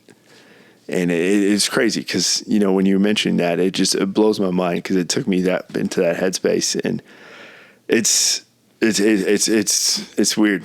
It's weird. Well, and that's kind of one of the pastor thing for me. So at the church I was going to, it's called Real Life Ministries in Arizona, in Surprise, Arizona. It's called Real Life Ministries, and the pastor there, and it was at the time it was a small church, and now they've grown to a bigger church, and I think they just broke land on their new property that they're building for their church, because they're growing from what the church was. We were in a school and setting up chairs in the auditorium and the basketball court, to now they have their own. They're renting out a building, to now they're getting their own building. That's legit. It's awesome, but there was this one. They were doing an event. And it was supposed to be basically, it was me, my brother, and our friend. Basically, I call him like my cousin. His name's Justice, and we were supposed to be a part of this thing that the church was putting on. And we had to dance and do all these things, because at the time I could dance, believe it or not, I could dance and do all these things. And so we had our own part in it. We could dance from in the stands, if you will, but putting us in front of people in the dance, we're like, I don't know about all this. So it got to the point I think we were a week out, and we were just kind of like not really into it. And so the pastor, his name's Pastor Bryant, pulls us to a side. He's a Cowboys fan. Oh, my goodness. Yeah. He's an amazing dude, but he's a Cowboys fan. That's the one thing. Hey, for all you Cowboys fans out there, I'm praying for you guys. All right? I'm praying for y'all. Oh, man. But on a serious note, he pulls us to the side, and he's like, hey, if you guys don't want to do this, just tell me you don't want to do this. And we're like, yeah, we don't want to do this. And he was like, okay, that's fine. That's totally okay. He goes, I just, one thing I do is just wish you guys would have told me earlier that you didn't want to do this, because like we're a week out, from this event. Yeah. And at the time, I wasn't spiritually I wasn't in my faith as much as I am now. I was kind of going through the motions. And so I didn't really believe when someone's like, oh yeah, like they can, the Holy Spirit speaks to them or whatever the case. I just thought they were making it up. So he says, I kid you not, he's looking at us three. In this conversation, he goes, the Holy Spirit's talking to me, and I don't know what it is. All I know is one of you is meant to be a pastor. He goes, I don't know who it is. I don't know which one it is of you, but one of you is meant to be a pastor. We all looked at each other like, ain't gonna be me. He goes, I feel like you could say that though. Like, yeah. You give me a group of individuals, and I'm just like, I feel like again, that's where I was like, man, that's what I was like. Yeah, I'm sure you could say that. It might be a good guess though. I can see that. I can see that. But you know what's you're all right. You're all right though. I didn't think about that conversation until earlier this year when I had the calling, I guess the second calling, if you will, that it was like, no, I need my calling to be a pastor. And so I didn't think about that conversation until I had that calling, and then I'm talking to my wife and I said, you know what's craziest? There was this conversation I had when I was a kid. I don't know, 14, 15. Yeah. And the pastor of my church at the time said, like, hey, one of you is supposed to be a pastor. And who am I to think at that time that he was talking to me, right? And I'm not a pastor now yet, but I mean, like, I'm going down that path to become a pastor. And I'm like, but it's crazy to think, like, how? So, like, you know, it's so crazy because I haven't even hit him up. Like, I haven't even, like, messaged him or texted him, like, hey, do you remember this conversation? And were you just saying it, or did you mean it? You know what I mean? Like, because I'm nervous. What scares me the most is actually it being real. Because, you know what I mean? Like, so I think about Jonah when he had the calling, right? You know, this is the second time you mentioned Jonah. Well, Jonah's a big deal for me. Last episode you mentioned Jonah, yeah, so I wonder. Yeah, well, Jonah's a big deal for me. You know, a lot of people like try to have to relate their stories to Paul when he was Saul and then he became Paul and all that, or David or Solomon or you know, all these, they're these grand names, and Jonah's a good name, right? Yeah. But like, he's a story that, you know, he was in a fish and everyone's kind of like, he went and did his thing after God put him in a fish, right? But I relate to Jonah because Jonah had a calling. God said, hey man, I need you to go preach to these people and let them know that they about to get this work. This angel's about to come through. And they're about to get these hands. Yeah, like this angel's going to come through and he's going to let them have it if they don't turn away from their ways and confess with their mouths of their sins. Yeah. And Jonah was like, who, me? I'm good. Where you want me to go is north. I'm going to go south. And that's what he did. And he left. Yeah. He got on a boat and he was like, I got to cross this water. Once I cross this body of water, ain't no way God's going to get to me. God sent a storm. And they're like, and these fishermen are like, and these people on the boat are like, why is this happening to us? There is not supposed to be a storm. Here. You know what I mean? And then they finally were like, hey, like, what have you done? What have you done? And finally Jonah's like, hey, it's because of me. You got to throw me over. You got to throw me over. And they're like, are you sure about that? And he's like, yeah, you got to throw me over. And then at the point, they threw him over. They threw him in the water. The moment they threw him in the water, the storm ceased. That's crazy. They became believers and said, oh, he has, whoever his God is, that's the one true God. That's the one. They're like, because we threw him in the water and the storm stopped. And then he got into the fish, whatever, right? But my point is, for Jonah, he ran away. Because he was like, there's no way God's telling me, the person, me, Jonah, that I'm supposed to be this person that's supposed to go talk to these people and tell them to turn away from their sins. Yeah. And they're going to listen to me? Basically, he was a street preacher. He was basically the guy on the street that said, hey, turn from your sins. God's going to smite you down if you don't turn from your sins. And he was a street preacher. In the beginning, people were like, yeah, all right, dude. It's like going to the red light district and be like, hey, turn away from your sins. Right now, God is going to get rid of you, all of you in this city, if you don't turn from your sins. And they're like, yeah, pimpin', I'm going down the street. Goodbye, right? But in the end, they end up listening. The king listened and he put out an order and was like, hey, Seth, we are going to fast until God forgives us. Ooh. And that started because Jonah finally met his calling, accepted his calling, and said, hey, I'm going to go do what God had sent me to do. But I relate to that because Jonah didn't want the calling in the beginning. And that's what scares me, because I was like, I don't know if this is real. What if it's just me making up in my head? That's crazy, dude. I feel like that's what scares me. That's what scares me. Because I'm like, what if I'm just making it up in my head and I'm telling myself that I'm supposed to be this great, great person, right? And that's not actually what I'm supposed to do.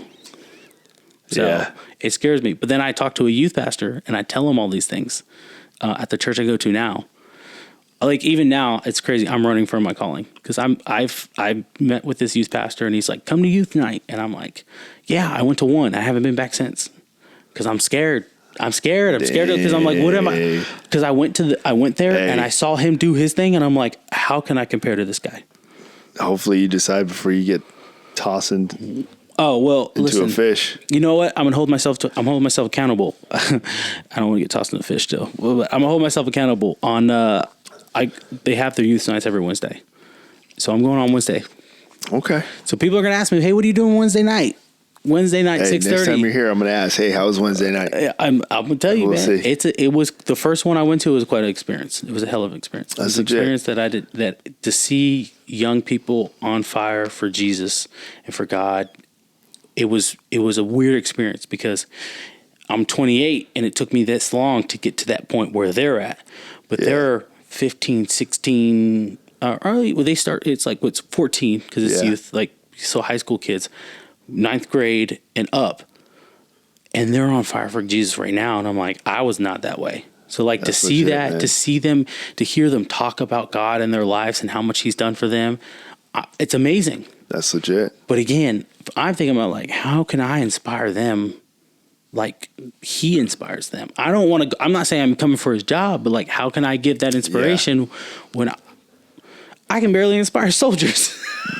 Like, like I have, you know what I mean? Like I like sometimes it works, sometimes what I do works and other times it doesn't. But like, I don't know. It's intimidating. Well, here, I mean, you can think of it just, in comparison to the military, every leader is going to be different and every leader is going to have their own style, their own way of leading, their own understanding, and, obviously, for instance, you and I, we probably both have two different leadership styles, and two different ways we approach or engage soldiers, and that would be in the same sense, as a youth minister, you would have your own style, your own flavor that you bring to that game, as opposed to he has his own flavor. So there's he's good too. Yeah, but he's got this experience already. Once you get in there, what's funny? We have a similar story because he joined the Army. He was a Fox.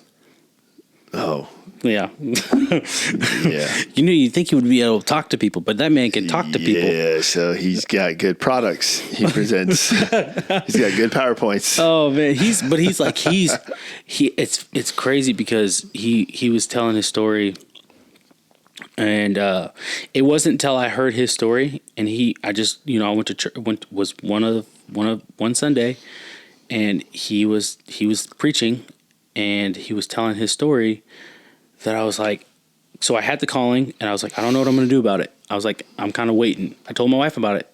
I was at the gym and I had the calling and I came back, told her about it. I was like, I don't know what that looks like, but I'm just going to wait. 2 weeks go by and every day I'm kind of asking like, hey, if this is what you want me to do, just kind of give me a sign, slap me in the face that says this is what you want me to do. He's preaching. And I prayed that prayer before that Sunday we went to church. He's preaching. He's telling a story about how he was running away from his calling. And then he's like, God finally got me. And he goes, being a youth pastor is the best thing I ever did. And he's like, I love it. I love everything about it. He goes, don't get me wrong. There are some days that are hard. He goes, I love everything about it. And he was like, hey, if you have a calling that God is calling you to do, he goes, be obedient. His message was obedience, but he's like, you need to be obedient and just trust in God that He knows what He has in plan for you. Yeah. Right. And so I emailed him that evening. Nerd. I'm just kidding. I'm kidding.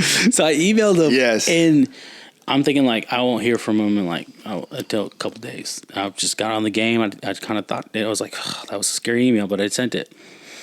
Within an hour, he emails me back. Were you all giggity? I was like, I didn't know what to do. Like, what do I do with my hands? I was like, I don't know what to do. I was like, he emailed back so fast. Oh my God, he wrote me back. It's 10 o'clock at night. And I tell my wife, I was like, hey, look at the email. Tell me, do you think this is a good email? Do you think this is good? And she was like, I mean, yeah, good. Go for it. And then he emailed me back, and I was like, oh my gosh. He sent me back like a personal response. I thought it was going to be an automated response. He sent me a personal response. And then next thing you know, we meeting or whatever the case. But yeah, like it was his message that I was like, oh, that was a slap in the face that I needed. It was like, hey, it's a real deal. Obedience. So, but anybody who has a calling to do something, I'm sure initially it's scary. And there are some people, I sat down with Chaplin and I talked to him about this. Really? Yeah. I talked to him about this. How's that go? Interesting. Because our kind of basis of our conversation was like, I was exploring like, what does a chaplain do? And I was like, maybe this is what how I start this as being a chaplain. I don't see you as a chaplain, dude. Not in the military. Well, I definitely don't either. We're gonna go into something, but I want you to finish. Okay. Here. Okay. So I'll make this quick. So I have a conversation with him, and I was telling him, I was like, I don't think I have what this is looking for. And he was like, I was like, because I got an Article 15, I got in trouble. I'm not the example in which people want to follow or should follow. He's like, no. You're perfect. I was like, what do you mean I'm perfect? He's like, you have a story. He goes, there's a lot of chaplains, there are a lot of preachers. They don't have a story. They don't have a story. So when it comes to relating to people, it's very hard for them. And he's like, it's not to say you need to have a story to relate to be a pastor. But when you have a story, you're able to relate to a lot more people, and they can see it's genuine versus you're just like, hey, I understand you're going through a divorce, but keep your head up. You know what I mean? And you're like, that's not what I need to hear right now. You know what I mean? And I haven't experienced divorce, but still, like, nonetheless, when you were going through that, could you imagine someone just like, hey, man, keep your head up. You'll be all right. And you're just like, what? No, I need some more spiritual guidance, not just keep my head up. If I want that, I go listen to David Goggins. Who's gonna carry the boats? Who's gonna carry the boats? I'll get that motivation for him. I need you to give me some spiritual guidance. You don't know me, son. So, but yeah, that was our conversation. I won't go any further because it was that's our chaplain. Not every chaplain is the same chaplain. They're not the same. And hey, I'm not knocking on. No, I'm not knocking him. Hey, shout out to all the chaplains, man. They do good things. Yeah. They do good things. They serve a good purpose in the military. A very well endowed, needed purpose too. I agree. Might I add, especially in our times now. Okay, so one of the questions, all right, that definitely. Other individuals have asked me this before in the past. Now, okay, given we live in a special time, one would say, where the color of your skin has a lot to affect, or it comes into play a lot more than it used to. Yep. And I mean, I don't know where you stand on all of this, man. But some would say that, it can be challenging, being a certain color in the U.S. military. Yep. And I'm curious, I myself am a minority, in the military. And I'm curious, though, being somebody who was adopted and your parents obviously are not the same skin color as you. Mm-hmm. And then going into the military, where we're constantly getting trainings and briefings and everything, though, would you say that it is, would you put yourself in that same comparison that it is challenging, or you've experienced challenging moments, just for understanding with the viewership? Yes. I have, and man, I'm sorry if I talk too much, please, and you have something to say, just no, dude. Tell me to be That's quiet. What I'm here for. I can do that. You just got to tell me to be quiet. Yeah. So I've experienced, it's from all sides. So my first duty station was Fort Hood. I'm going to take a dump on Fort Hood for a second here.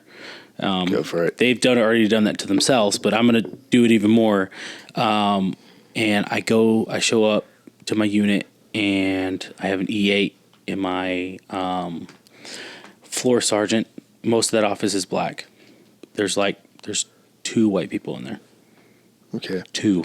The rest of them black. And to give a comparison, that's 7, 8 black people and 2 white people in that office. So my conversation with my NCOIC E8, he's this older black dude, pulls me into his office with my floor sergeant. And he was like, hey, man, what do you see in that office? Soldiers, Master Sergeant. He was like, no, what do you see in that office? And I'm like, I don't know where you're going with this. He kept asking me. And I look at my floor sergeant and she's like, and I go, black soldiers or African-American soldiers in the office. And he goes, correct. There's a bunch of N-words in that office. And he goes, I will not allow you to be another N-word in this office. And I was like, I'm looking at her and I'm like, what? Oh, okay. She's like locked in professionalism. She's a sergeant first class right now. She's awesome. But she was like locked in. She's like, Roger. And I'm just like in shock and awe. I just got graduated AIT. I'm like, what is going on right now? And he was like, you will not be another N-word in this office. When someone comes in, you will give them customs and courtesies, standard prayer rest, all this standard attention, all this jazz, right? I will do all these things to remove the perception that we're a bunch of misfits, if you will, in this office who don't know how to act and don't know how to be professional. That's how much he cared about what the perception that was within this office. So like that was the first interaction I had with it. One of the first interactions I had in the military. Fast forward, now there was a major who, I don't necessarily have any hardcore evidence to say that it was, in fact, has to do with my skin color, but he was not black. He was a white dude who we're deployed because we're in Afghanistan, and the office was all black minus the one white soldier in that office, and he was my battle buddy. Yeah. And I was at the door, so anytime you walked in, I'm the first person you see that greets you. I said, hey, good morning, good evening, sir, ma'am, sergeant, what can I do for you? And this dude made it a point to ignore me every time. And he would go up to my battle buddy. He was like, hey, man, I need help with this. And my battle buddy, he noticed it too, because he would be like, what the heck did you do? And I was like, I don't know. And he was like, he would ask him a question. He was like, yeah, sir, that'd be Corporal Wilcox who can help you. And you could see just how upset he was. He had to come back and talk to me and dress me. He's like, I need this. Now, my OIC was black too. You're usually in those situations, if another officer needs something, he's going straight to the other officer to engage that officer, and they're going to have that conversation. And then my OIC will let me know what I need to do. He would not talk to him. He would always go to this soldier who was white just like him. So it's not my battle buddy. It wasn't my battle buddy's fault. But he would always go up to him and say, hey, this is what I need from the S1. And he was like, sir, I can't help you. Go talk to the man in charge. That's crazy, dude. You walked into a room like we are now. So it's not like he couldn't see my boss, like he was in an office or anything. No.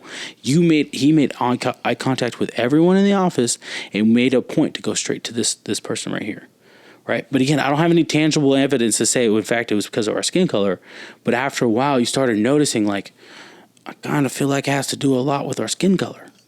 Damn. So that's just another experience. And that was all at Fort Hood. Well, that was in Afghanistan, but still stationed at Fort Hood. But then even when I was in Huachuca, my office is all predominantly black soldiers. I'm not even going to front with you. It's all black soldiers. And however, I'm different. And I'm different because how I talk and how I speak. And I've said this in another podcast and before. Conduct yourself. And how I carry myself. I'm different. And it's noticed right off the bat. I can tell you right now, if I'm talking to a group of black soldiers, and we're from different walks of life, I don't know how many times I can tell you that initially they're hesitant to admit that they notice the difference. But then I tell them I'm adopted and whatever, and I know I'm different. They're like, yeah, you're not like us.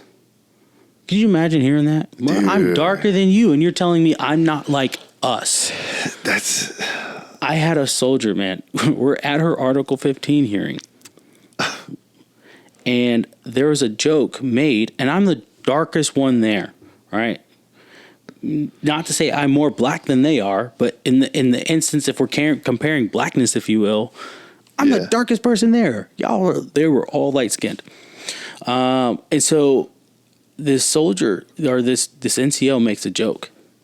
The soldier who I'm there to represent, getting her Article 15 hearing, she goes, "Oh, he's not going to understand that. He was raised by white people." I said, "What does that have to do with the price of tea in China? That means nothing."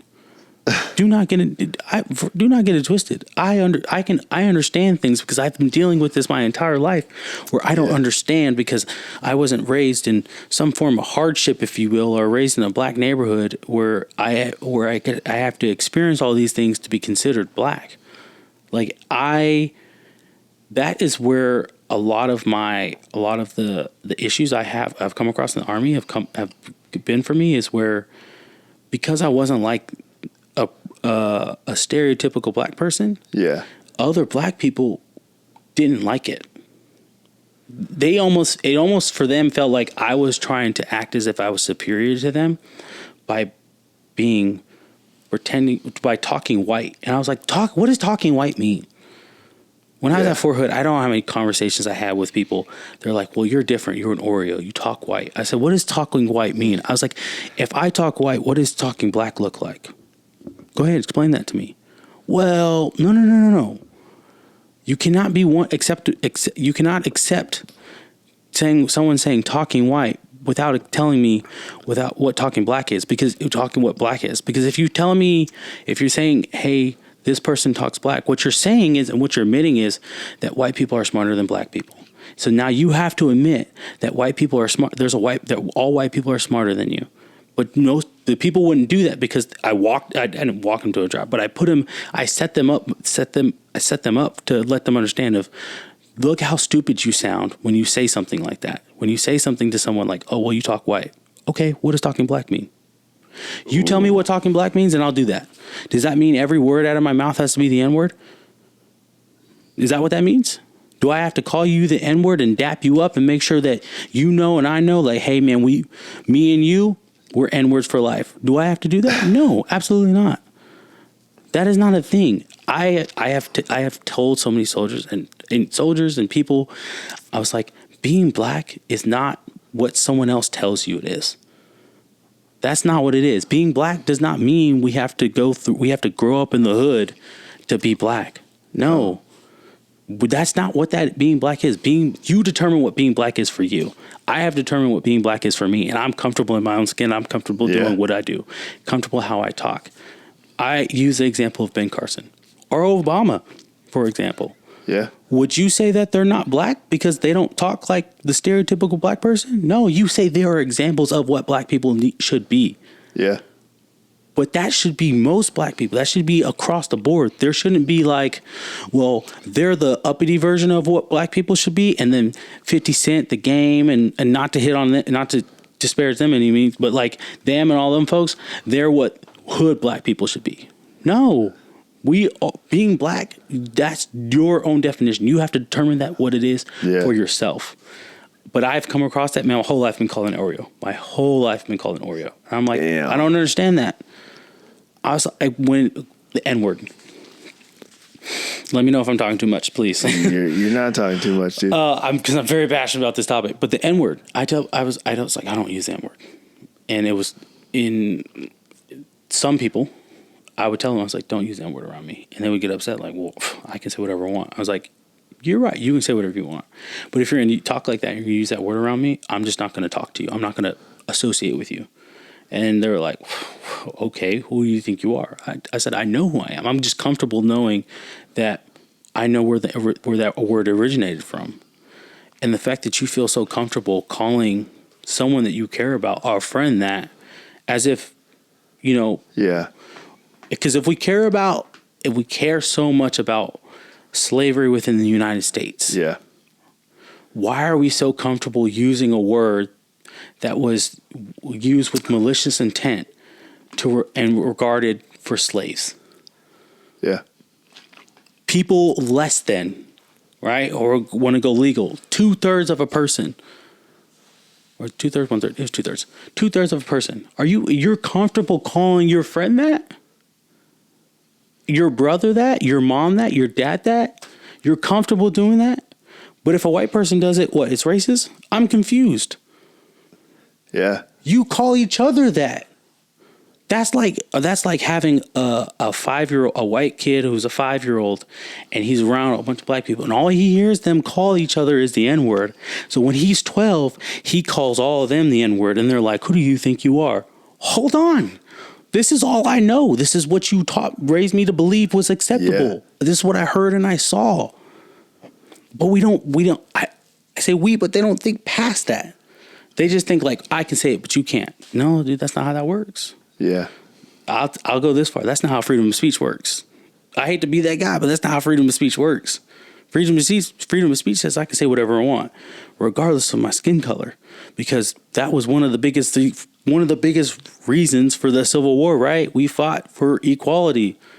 So like, you as a person who was once 2/3 of a person who's now considered a full person can say and do whatever you want and defend yourself. Mm-hmm. Just like that person who is not your skin color can say it and do whatever they want and defend themselves. So one cannot be right when the other can't. So I don't know. Like I said, that is relating it all back to the Army. Yeah. I've gone through so many different experiences in the Army, and my wife's white. You know how many conversations I have? We start having conversations and people thinking, I say, yeah, I'm married, I have kids. And they're all, and immediately when I say that, they immediately think I'm married to a black woman. They immediately think that my wife's black, my kids are black, but they're as dark as me. And, I got this proud, I'm living a proud black family, if you will, right? I'm the prime example of what that is. And they're like, oh yeah, blah, blah. 10 minutes in the conversation, I show them my family. Their face immediately changes. Ooh. And I can see it. I can see their face, their tone, because prior to me showing them the picture, they had no problem talking shit about white people. Talking ill about white people as if white people are the problem and the causes of all their problems in life. Yeah. And it's not to discredit the things that they've experienced in life, to say that there are people out there, white, black, Hispanic, who hate one group of people enough to make them feel and know what that hate feels like. Yeah. Right. So it's not to discredit the things that they've gone through, but I'll let them sit there and run their mouths like, hey man, you're entitled to believe what you want. Then I'll show them my family, and all of a sudden they're not singing the same tune. They start talking crap. They stop talking crap about white people. If they have to talk crap about white people, but not you're like your wife or anything. Oh, well, I didn't know my wife was a part of this discussion. Yeah. Like I said, I'm passionate about this topic because it's been the forefront of my life, my entire life. But everything happens for a reason, because God put me and my brother, and he had us adopt and put us in a place and grew up the way we grew up, almost to create a bridge, to let people know, like, nah, man, like, you don't need to be black to use Lowry's. You know what I mean? Yeah. My wife uses Lowry's. Yeah. My wife knew what Lowry's was before I did. My wife cooks, and she's an amazing cook. She can make some amazing things. You know how when people like only black people can make homemade mac and cheese? My wife makes the best homemade mac and cheese. Let me tell you right now. I don't like cheese. Dude, cheese that's my favorite too. Cheese in my body, homemade mac and cheese, does not fit right. It doesn't like it. My body doesn't like a whole lot of cheese. But my wife will make mac and cheese. I will kill myself for that mac and cheese. Let's go. You know what I mean? Like she's not. I want some mac and cheese. Well, she's not like, let me get some Kraft mac and cheese. No, she's like, I'm making homemade mac and cheese. I tell her, like, why don't we just get some from the store for now? She's like, absolutely not happening. You know what I mean? Yeah. So the narrative has to change. I think that's what it is it's a narrative. Yeah. A lot of it is a narrative, and that narrative has now deviated into the military spectrum. Yes. And sad, because in my upbringing, there was no color, there was no ethnicity. There was that, you put all that behind you, and now you are a warrior and a member of a team. Yeah. And that's what it is. Doesn't matter. There's no, black, white, brown. There's no more of that. It's Army green. Right. You are all green, and you are all members of a team, and you're going to rely on your left and right, no matter who it is. Yes, 100%. And that was my upbringing, and I can, it's sad to say that you had to go through those experiences. And I'm not to discredit that they're not out there, and other individuals have already experienced those themselves, especially in the military. But I don't know, maybe because my upbringing was more on the combat arms side, so it was very different. Yeah. We were mixed, and there was that genre that, hey, there's not too many. You don't see too many black soldiers in combat arms. Oh, my favorite term. You don't see me too many brothers over there. What are you talking about, man? Yeah, but they're there. Yeah. They are there, and some of my best friends, they're homies, man. Yeah. Straight brothers, and we relied on each other on our left and right. Some of them mentored and guided me when I got to the unit, and they're just like, oh, this is what you do, blah, blah, blah. I'm like, dude, this is legit, man. And because you had to, and because you had to trust and believe that when you're in a situation, and you guys, I'm sure you've been in situations where you've had to trust that person who made you 20 minutes ago, you didn't like each other. But then when you get into some stuff and then you guys are doing that and you're like, okay, 20 minutes ago, I freaking was ready. I didn't care. I didn't care. Right. And to the point where you're like, it don't even matter, man. Like that's how much I hate you right now. Right. And then you're in some stuff and it's not even, no words need to be exchanged. No one needs to hug or hold hands. It's it could be like a tap on the shoulder, be like, yep, I got you. You got me. And if I can shit on you, but if someone else is going to do it, they have to go through me to do that. Yeah. Like, we can hate each other, but for someone else outside this group to hate you, they have to go through me first. Yeah. And I guarantee you they're not going to get through me. And if they get through me, there's 5 other people who are saying the same thing. And exactly. But that takes going through something experience together. And for a lot of people and support MOSs, they don't go through experiences like that together. They go through NTC together and like, oh, we went through some shit together. Bro, you were in the box for 14 days. You had a 14-day field problem. Guess what? S1, S4, 9 times out of 10, you guys, on all actuality, spent 5 days in the box.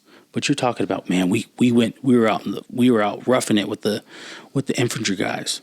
No, you weren't. No, you weren't. You ain't gotta lie, Craig. No, you weren't. You ain't gotta lie, Craig. I had some dude ask me if I seen Friday because I was raised by white people. Oh my God. I've had some ridiculous questions asked to me. And I'm like, what? What? You mean just because I wasn't raised, I was raised by white people, I've never experienced black culture? Oh my goodness. Half of y'all don't even know who David Ruffin and the Temptations are. Who's David Ruffin? Tell me who he is. Y'all know the Temptations, but you don't know David Ruffin and the Temptations. Exactly. Yeah. Are the Four Seasons? Y'all know the Four Seasons? Anyway. Wait, who are the Four Seasons? I'm kidding. You're older than I am. You have to know what the Four Seasons are.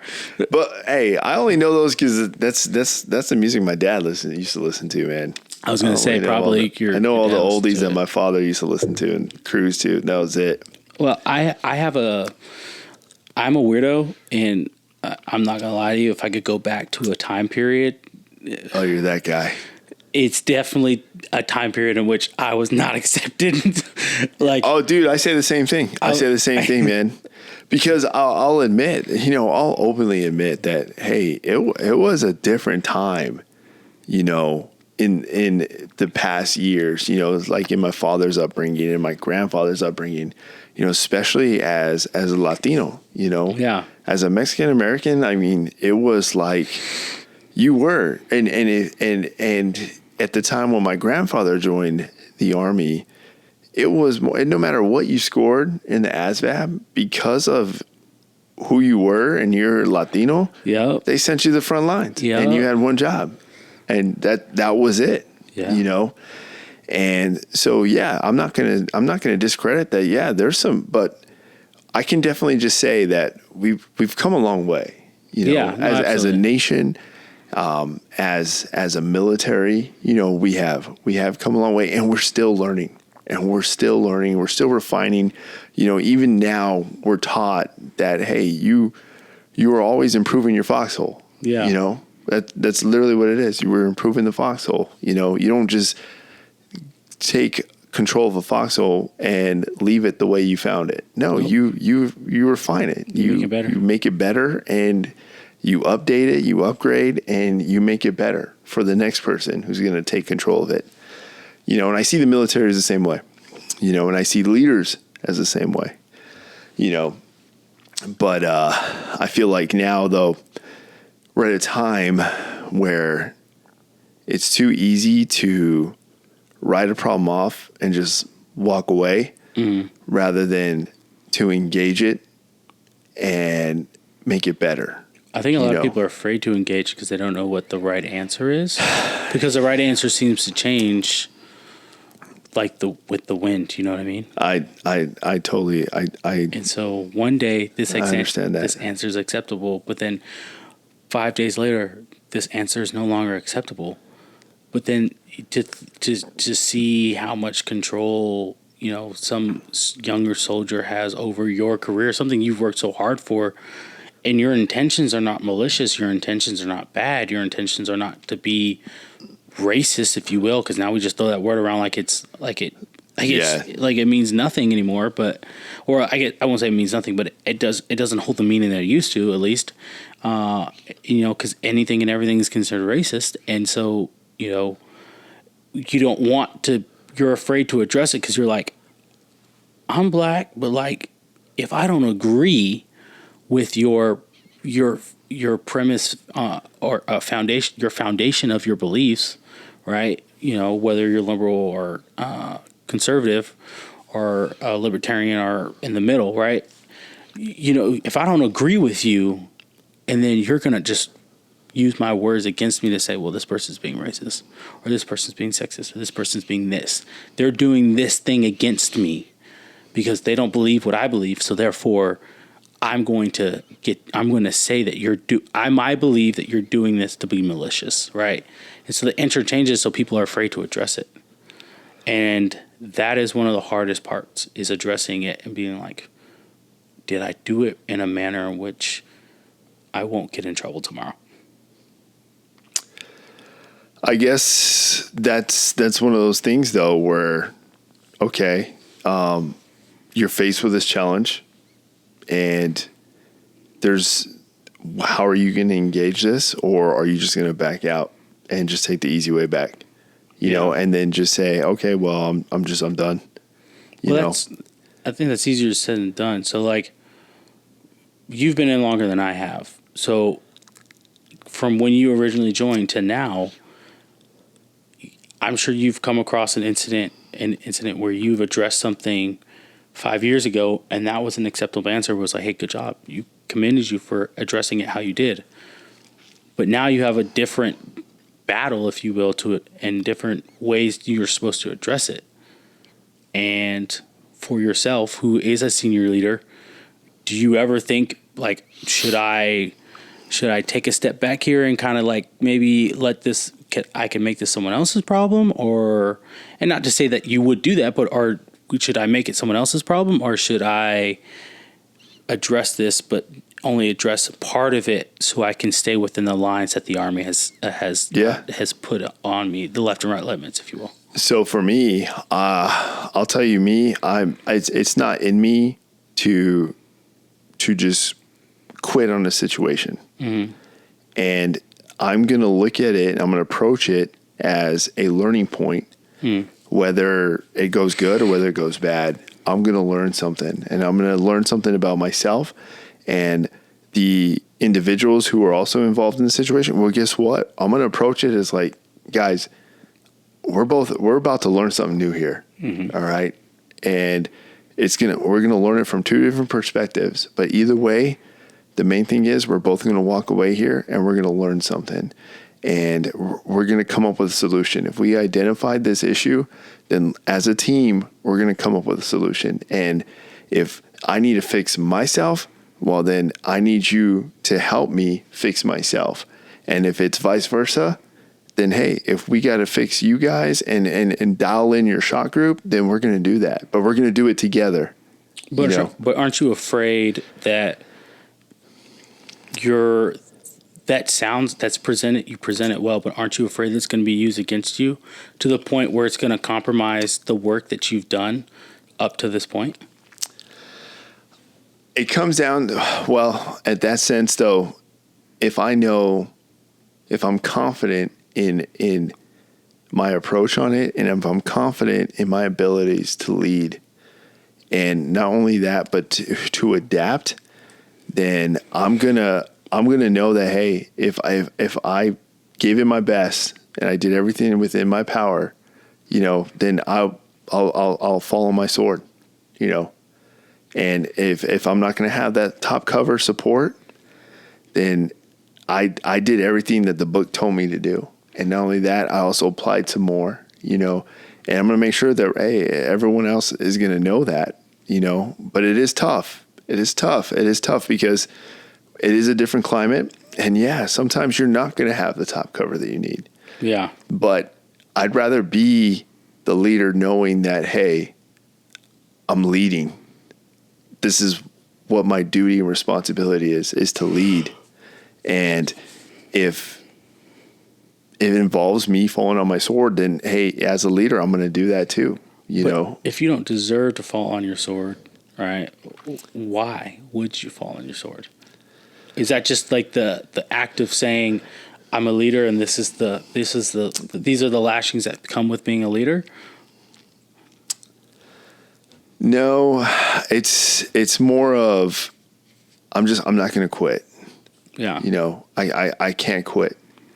And if I do, then it's all the good leaders right now, in my perspective right now, a lot of good leaders are getting out. Yes. They're getting out. And so then what are you left with? Mediocrity. Yeah. You're left with leaders who are put in roles that just don't have the experience. They don't have the knowledge. They don't have that mentorship. They didn't have they weren't provided the proper tools to engage in the future situations that they're going to be, all those challenges, they're going to face them, and no matter what it is, whether it's in training, whether it's dealing with soldiers, whether it's in the personal life. I know that what I can apply and bring to that table, I'm like, dude, I can't quit, because if I quit, then I'm quitting on you and I'm quitting on myself. And I can't live with that. Now you're going to have to force me to quit because I can't quit. But that's kind of like I'm trying to play devil's advocate here, but it's fine because I like to. I think I was saying this to you. Because it was a J. Cole reference, but for me, I'm stuck in the middle between two generations, and for him, he was like, I'm little bro and big bro all at once, and that's how I feel because I'm like, I fit in with. Because of how long I've been in, I'm able to fit in with the older generation, and for the older generation, I'm no longer that young buck. I'm in that middle, in that grace period of like, nah, he's one of us, and it's cool. But also for that new generation, I'm still considered young enough where it's like, no, you're only 28 years old. Like, we're not far off from an age. Like, nah, you're like, what I mean? Like, you're still part of this younger generation. So like you're like a big brother though for us. And then for the older generation, it's like, oh, he's like my little brother for me. You know what I mean? So like I'm stuck in there in the middle of that. But there are soldiers who are just like on opposite ends of the spectrum. I'm thinking of one in specific who works in, I won't say, but anyway, where he works, right, and things he's going through with the soldiers that he has, he's in that generation, that new mindset of generation. So for him, it's like, well, that's an old generation mindset that you have. but he's like, I can't apply that old generation mindset to this new generation. So for him, it's kind of like he has to learn and build these new experiences. So when you give him advice, you're like, hey man, you got to be the best leader that you can be. And this is not to say you wouldn't say this advice, but like, for example, I think I can say this. We come from more of a generation where it's tough love. Yeah. And I was actually telling this individual this. I was like, when I came in, and when you came in, it was a tough love type of thing, because they didn't have the time or the luxury of time to hold your hand and call to you. Yeah. Just like when we're deployed and we're in a combat zone and we're doing what we're doing, I don't have the time to explain everything, explain the why and explain everything and hold your hand and call to you, make you feel better, to say, you got it, bud, don't worry, we'll get it next time. No, you have to get it right this time. Because if you don't, that means your buddies' lives. And that's a real world, that's real, no shit, puts you in a feeling you're like, okay, I'm not going to mess up. So that tough love mentality worked. But now that tough love mentality doesn't work, because a lot of them have never been in that moment where life or death is real for them. It's never been in their face like, oh crap, if I fail at this task, that means these people die. Yeah. So they've never been in that. So like for that individual, how do you explain that to them, that, hey, how do you get them to say, hey, I get it's a different time period and your leadership styles need to adapt, but how do you explain it to them so they can adapt? So in that sense, this is where, and the book basically lays it out for us, but the Army literally has leadership attributes and characteristics, and they've done it right as long as you apply them, and not a lot of good, and I'm not I'm not discrediting a lot of leaders out there, but there's some that, honestly, they just want to be in that leadership role for the paycheck. Yeah. And then there's some who actually know, hey, I take pride in my job and my responsibilities and my duties. Yeah. And part of those characteristics is shared understanding, discipline, initiative. And the important one, though, I like to say this all the time, and you can ask that all the teams I've led, is shared understanding. And that shared understanding goes both ways, and as long as we maintain that, then you have that shared understanding of the task and the purpose. And my job is to show you, I will provide you that purpose and that direction, and you have to understand that. And I'm going to understand why you don't understand that, but we're going to figure this out together, and I'm going to do that through my presence, which is another evaluation slot for us is presence, And that's why every time I sit on a board, I always ask them, what does presence mean to you? As a future non-commissioned officer in the Army, what does presence mean to you in your own words? What does it mean to be present? And I want to make sure that as long as they see that I'm present, and there's different forms of presence, but as long as they see that, and then they see that I apply that shared understanding, they're going to feed off that, In the Army, it's just the way the military is designed. The day you get off that bus, you're literally learning that, hey, you got to be at this place, this time, and in this uniform. Literally. You're being told. Yeah. And you're learning how to follow. And all while at the same time, you're also learning how to lead, because you're checking on one another. Yeah. And sometimes, though, it takes those leaders to keep that going, even all the way up. That's why there's a mentorship program, and we harped on this last time that there is a lack of that immediate mentorship. Yeah. And because of that, there's also an effect, and that effect is going to trickle down, and that's where it relies on us as good leaders to stay in that fight. Because if we back down and we leave, then what are you left with? Yeah. So to me, I see it as that's my role and responsibility now, because I could easily, simple day-to-days, even currently with the training and stuff that we're doing now, I could easily just be like, all right, here's what you guys got to do. Go forward, conquer. But when they see me out there, okay, do this. Hey, I'm here with you. Hey, I'm here. I'm sucking it with you guys. Let's go. Here's what we got to do. All right, show me. All right, let's go. Just that presence alone and that participation is like already, that makes a huge difference, because now we have a shared understanding of what we have to do and what the training intent is, what the end state is, and we're going to do this, and you're not alone. And I'm going to guide you along the way because you need to know this. Yeah. And it does. It helps. It helps when they see that, because it'd be a different outcome if I were just to be like, all right, here's what you got to do. Go for it. Good luck. Let me know when you're done. Don't fuck it up. Yeah, don't fuck it up. Yeah. I hope that answers the question, dude. No, it does. I hope that answers the question. It does. And like I said, because for a lot of people, for your audience and even for my audience, I think most of them are the military people, so it makes sense.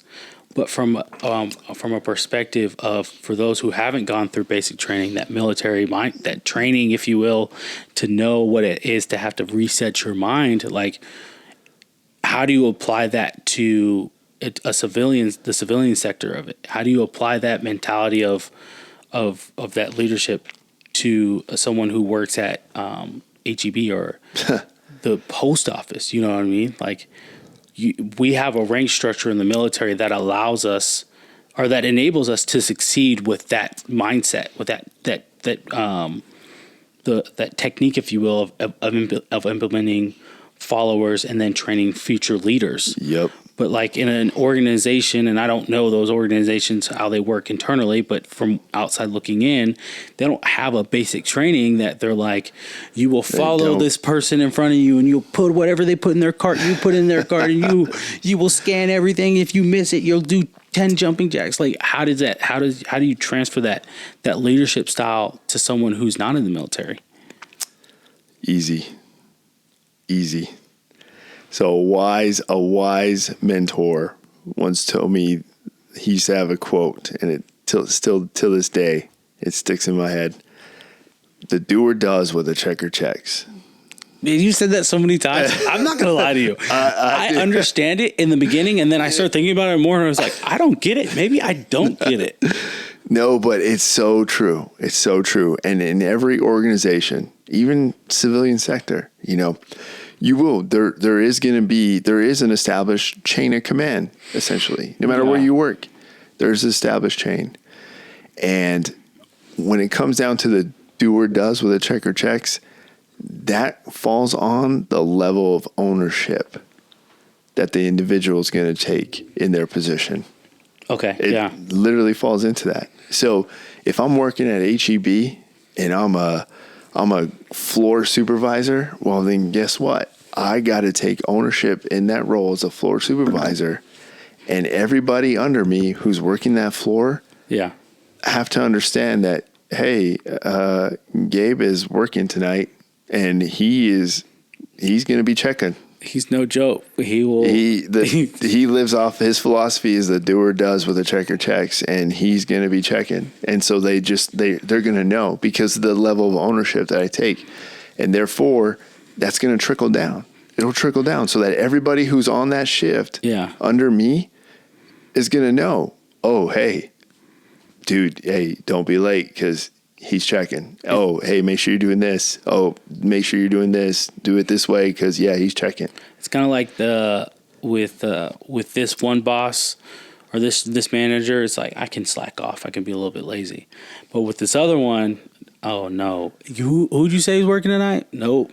Hey, man, y'all better be on your P's and Q's because exactly, dude. He's going to come in here. Exactly. And he's going to be serious, and it's going to be like, I do not get paid enough here to be treated like this, but listen, I need this job.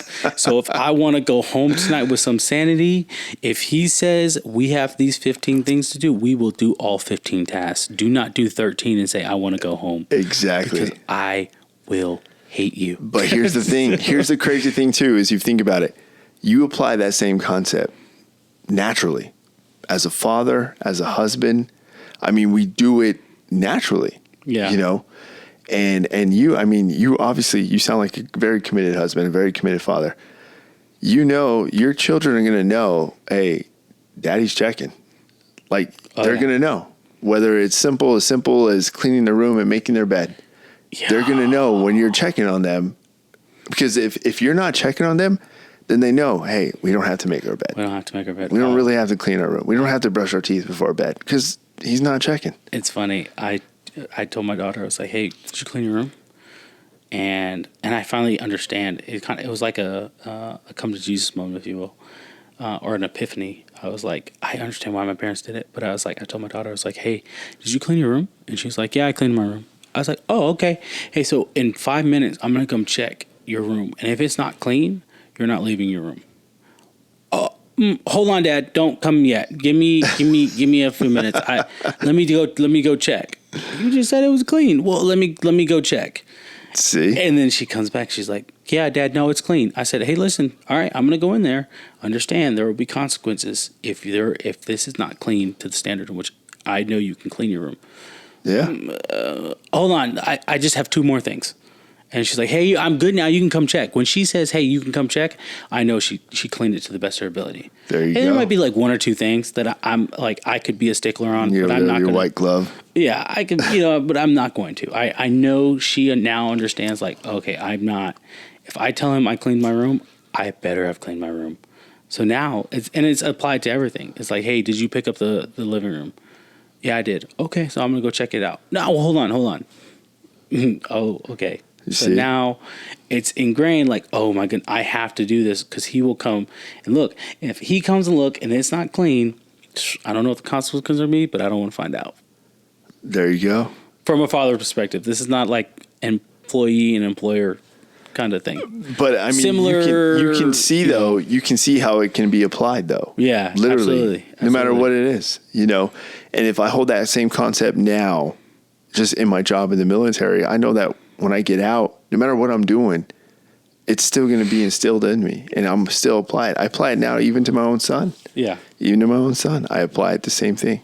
He knows that when he's with Daddy, he knows that, oh shoot, Daddy actually checks this. I need to make sure. Like he just knows, and it gets to the point where I don't even have to check. He just does it naturally. Yeah, because he just knows he's in Dad's house. This is something that Dad checks for. Yeah. Yep. It's gonna do it. It's gonna do it. Oh man, that's awesome. You know what? That is awesome. I truly,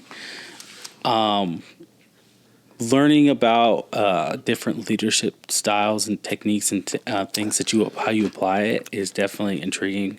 I mean, you heard me complain to you the other day at work about what I was going on, and I was like, yeah, I know, but maybe I was looking for I had my it was one of my baby violin moments. I'm not gonna lie. We all have them. I was listening, but I was finding every way to be like, nah, well but he does this and she does this and this. Yeah, I was definitely trying to find my way out, but. I'm going to actually try to bring, and you can be here too. I'm going to try to bring one of my mentors who actually created, he instilled that saying in me. Yeah? Yeah, he did. I found out he lives in Texas. Wow. Most of the good ones do. Yeah, no, and he's about to retire out of the military. So I'm so jealous. Yeah, no, and he's actually going to he actually has a church. Yeah? He has a church. Awesome. Yeah. He reached out to me over Facebook recently. I don't know how, but he responded to... He knows where you are. He responded to a post, I guess. Oh, okay. Maybe I owe that to you. I don't know. Oh, was it one of the ones I posted? Yeah. Oh, well... So awesome. No, it's good though. It works out. Hey, like you said before, the Lord works in mysterious ways. Is it in? Is he in San Antonio or is he in? Cavazos. Oh, that's like 2 hours away. I'm not gonna lie. Yeah, I don't like going there, but I don't mind going. I have one of my good friends. He's over there right now. No, so. I'm gonna see if he can come down here. So yeah, that's the plan. You know what's funny? I always tell people, I'm like, hey, they're like, yeah, I'm over in one of my best friends I grew up with. He's in Dallas. And he was like, yeah, man, when are you going to come up? And I'm like, I'm not going to lie, man, you should come here. Like he lives in Dallas. Like, don't get me wrong, Dallas is my favorite city in Texas. But Dallas is a fun city, actually. I'm only going to Dallas when the state fair's there. Oh yeah, but I'm not going there just any random weekend. Not even go see the Cowboys. First off, they're not even in Dallas. They're in Fort Worth. Yeah, the stadium's in Fort Worth. That's how crappy it is. Because they knew Jerry Jones knew he wasn't going to make any money off the Fort Worth Cowboys. It was Dallas Cowboys. Hey, still love for you Cowboy fans out there, though. No, absolutely not. Absolutely not. I posted something on my Facebook, and it was like, we're just gonna get this out of the way now. And it was like breaking news: Cowboys eliminated from the playoffs. And I was like, yeah, and I posted it on my social media, and I got a bunch of love because of like, there's very few Cowboy fans on my page on my Facebook. Oh, they're diehard though. If you're a Cowboys fan, I probably won't be friends with you. I'm just not gonna lie to you because it's something about you and your fanhood that I just don't like. But, but yeah, no, like I posted it and I got a lot of love because people were like, yeah, Cowboy fans every year it's their year. Skip Bayless, oh, the Cowboys were great, and then they're like, you're like, explain this loss to me. Well, it wasn't our fault. It was the ref's fault. Got it. 100%. Do I hear that every game? And then, playoffs come because they're going to the Super Bowl and they're like, well, next year's our year. How? You have the same people. It's the same. No, what's changed? Yeah, Dak Prescott is not throwing past 11 yards. Well, they got rid of the running back this year. I mean, Zeke, once he got paid, was like, I don't need to run as hard as anymore. Zeke's now a Patriot, so yeah, because he signed a 5-year contract, and most of that contract was guaranteed. Yep. But I don't need to work as hard for you as I was before on my rookie contract. Which is not to say is what he did. I'm sure he was definitely trying, but at the same time, I'm sure he was also. It's a weird dynamic in the NFL, right? When you're especially like in those positions like a running back or a wide receiver, where you're only as good as your last game. Essentially, yeah. And so, like, when it comes to selling yourself, you can't give everything you have on every down and every play because when it comes to the off season, your body's gonna be talking back to you, and you're only in year 3, Ooh. And year 4, year 5, that's the time where either you're gonna commit to this team or you're gonna get traded, and depending what you did on those years before. Is going to depend on when the team you're going to land. Yeah. But if you think about Julio Jones, he gave everything he had to Atlanta. The moment he went to Tennessee, everyone was like, "Oh man, they got Julio." And then you saw him play, you're like, I guess you can keep Julio. We didn't want him that bad. You know what I mean? Because he wasn't what he was. Yeah. Right? And it's because his body and everything he had given to Atlanta, and Atlanta refused to get rid of Matt Ryan and give him someone who's going to throw the ball. Like, don't get me wrong, Matt Ryan has a bomb out of arm and he can throw the ball, but he's inaccurate as heck, and he's not going to get the ball where Julio is 6'3" at 6'4", and that's the only reason Julio was catching those balls. But like again, just using him as an example, like you have to you're only as good as your last game. It's kind of like Michael Thomas. Like, I'm a diehard Saints fan, but Michael Thomas is the dude. I'm like, dude, you were great 2 years ago. No one knows what you haven't played. You've played 3 games last year, and in those 3 games you played like a total of 12 downs, bro. Like you are no longer the number 1 wide receiver. You cannot come out like I'm number 1 wide receiver. No, Mike Evans is better than you, and Mike Evans wasn't even that good when he came into the league. Dude, yeah. Calvin Ridley is better than you, and that guy's freaking. He's who replaced Julio. You know what I mean? Like, I don't know. Jarvis Landry's better than you, and Jarvis Landry was on the team. Let's go Miami! Shout out Miami Dolphins team. Jarvis Landry Jarvis Landry is a 3rd string wide receiver. It don't matter. He started his career with Miami. That's what's up. That's all that matters. And then he went to Cleveland. Hey, that was his fault. He should have stayed in Miami. I don't think Tua would have thrown him the ball, so he's all right. Hey, go easy on Miami, all right? You can talk about every other team here, but just Miami, that's the one team, you got to have a special clearance if you're going to talk. That's crazy. You guys are going to win 5 games. Yo, bro, in the preseason maybe. We're gonna win some more after that, though. All right. It's 5 games in total. No. 5 games in total. All right, bet. Hey, 100%. 5 games in total. bet. Miami's not winning more than 5 games. Bro, what are you going to do when they make the playoffs and then they're like contending? And they lose in the first round? You guys are like the Cowboys. You guys, what good is it to go like, oh, we made it to the playoffs and then lose in the first round? Oh, dude. It's a learning point. All right. It's a learning point? Everything's a learning point, dude. Cincinnati is committed, right? Oh, that's because they got a stud quarterback. That's a team who's like, man, we got it. We got it this year. And then every time they get there and they're just like, I don't know what to do with my hands. They're like, Coach, dude, what position am I again? My job is to protect the quarterback? Well, I'll tell you this. I'll tell you this right now. Miami is a team of faith. All right. You want a testament of faith? Be a Miami fan or put on that Miami jersey. That is, you are putting on the shield of faith and you're going to battle. You have to. Yeah, exactly. Because you got guys like you, right? 5 games. That's all you're going to get. Well, guess what? You know what? The Texans are going to be better than you guys. Yeah. And who's their quarterback? See, no one even knows. Who's their number 1 wide receiver right now? The Texans. Dude, it doesn't even matter. Who they got? Well, what's his name? I don't know. No, their quarterback is like Watson, right? Or something like that. Deshaun Watson or something? Deshaun Watson plays for Cleveland. Oh, that's right. Never mind. Yeah, that's right. He went to Cleveland. And he got in trouble. So he had to sit out a few games. He got in trouble before he went to Cleveland. Yeah, he got in trouble. The investigation closed, though, when he got to Cleveland. Yeah. And I think he got suspended like 11 games or 8 games. I'm not going to lie to you. I was really mad the Saints didn't pick him up. And the Saints had an opportunity to pick him up. That would have been a better fit for him. I agree, but guess what? The Saints Saints actually got a good quarterback though this year.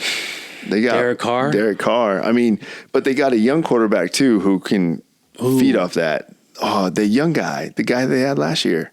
Jameis Winston? Is that what it was? That's his name? Number 5, I think it was. Number 5 jersey. Are you talking Andy Dalton? Bro, never mind. Andy Dalton? No, not Andy Dalton. He got replaced by Joe Burrow. Listen, Andy Dalton should have been replaced a long time ago. They had that young black quarterback. Jameis Winston. Yeah, I think that's who it is. Jameis Winston's not good. Jameis Winston got eye surgery. He's like, I'm the guy eating W's. Guess what? He's throw picks. He's young. He's young. He's young. And there's no offense there anymore. Where? In New Orleans? Yeah, in New Orleans. What are you talking about? Alvin Kamara? Michael Thomas? Chris Olave? What do you mean? Bro, I didn't know you watched so much football. You're over here like, do you got these guys' mailing addresses too? Jeez. No, I'm serious. Holy crap. Oh, my, what do you mean? No, that's legit though. I like it. I will say this. Dennis Allen should not be the head coach. I think he should have got fired a long time ago. I'm mad Sean Payton's at Denver. He should have stuck with the Saints and fired Dennis Allen, but that's just my 2 cents. I think we should call it a day though. Yeah, I think so too. I think this was good. This absolutely. We went on a long tangent on football. I should have done that. No, I like it. Hey, football is a good way to end it. There you go. I agree. The season's on the approach. Let's go. Yeah, I love football season. Happy note. Now I know what to do. Like now my weekends are going to be like, I look forward to them now. Yeah. Oh, listen. Oh man, it's so exciting. Because it's football time. All my girls have Saints jerseys. And I get my daughter to say... You're from Arizona, though. You're Cardinals. Okay. See, no, you literally have a Cardinals license plate on your truck. And this is a psyop, bro. It throws you off. Listen, I'm from Las Vegas, Nevada. And then I moved to Arizona. So then you're a Raiders fan. We didn't have the Raiders. Do you know what Las Vegas had when I was growing up there? UNLV. Ooh. That's it. And so you know about Coach D'Artagnan? No, I don't watch college football. Biting the towel. I don't watch college football. Damn, this guy. So you listen. We can talk NFL. The moment you start talking college, I'm like, yeah, I'm good. I got you. But yeah, no. Anyway, yeah, I look forward to it. My daughters say "Who Dat Nation" all the time because that's what it's all about. So I think the Saints play the Dolphins this year. Actually, we do, and you're gonna lose. I think we do. Yeah. Hey, we're going to have to come and have a little And lose. We're having an episode after the game. No, you're going to be too upset. And we can even wear jerseys. You're going to be upset. I have a Manning jersey, too. Let's go. An Archie Manning jersey. Gosh. Hey, comment down below your favorite team. Yeah. All right. Comment down below. If it's not the Saints, if it's the Cowboys, you could just put ... and I would understand. Yeah, or emotes. Little emojis. My daughter calls them emojis. I said, hey, that's a smiley face. She goes, no, that's an emoji, Dad. I was like, oh my gosh, times are changing. Anyway. All right, guys. Hey, thank you all. Thank you all so much. Hey, Q, once again. Appreciate absolutely. I look forward to some more coming up, guys. Hey, thank you guys for tuning in. Don't forget, follow the links, Mediocre Dads, follow Q, give him some support, give him some love. His socials are also posted down below as well. Appreciate it. Yeah. And don't forget, comment down below your guys' thoughts. Give us your perspectives on anything we're talking about. Hey, whether it's good or bad, hey, let us know. Absolutely. Either way, we're learning from each other. All right? And I'll definitely see you guys on the next one. Q, you have yourself a good evening, and can't wait to do this again. Absolutely. You too. Thanks for having me. Out, team. Out.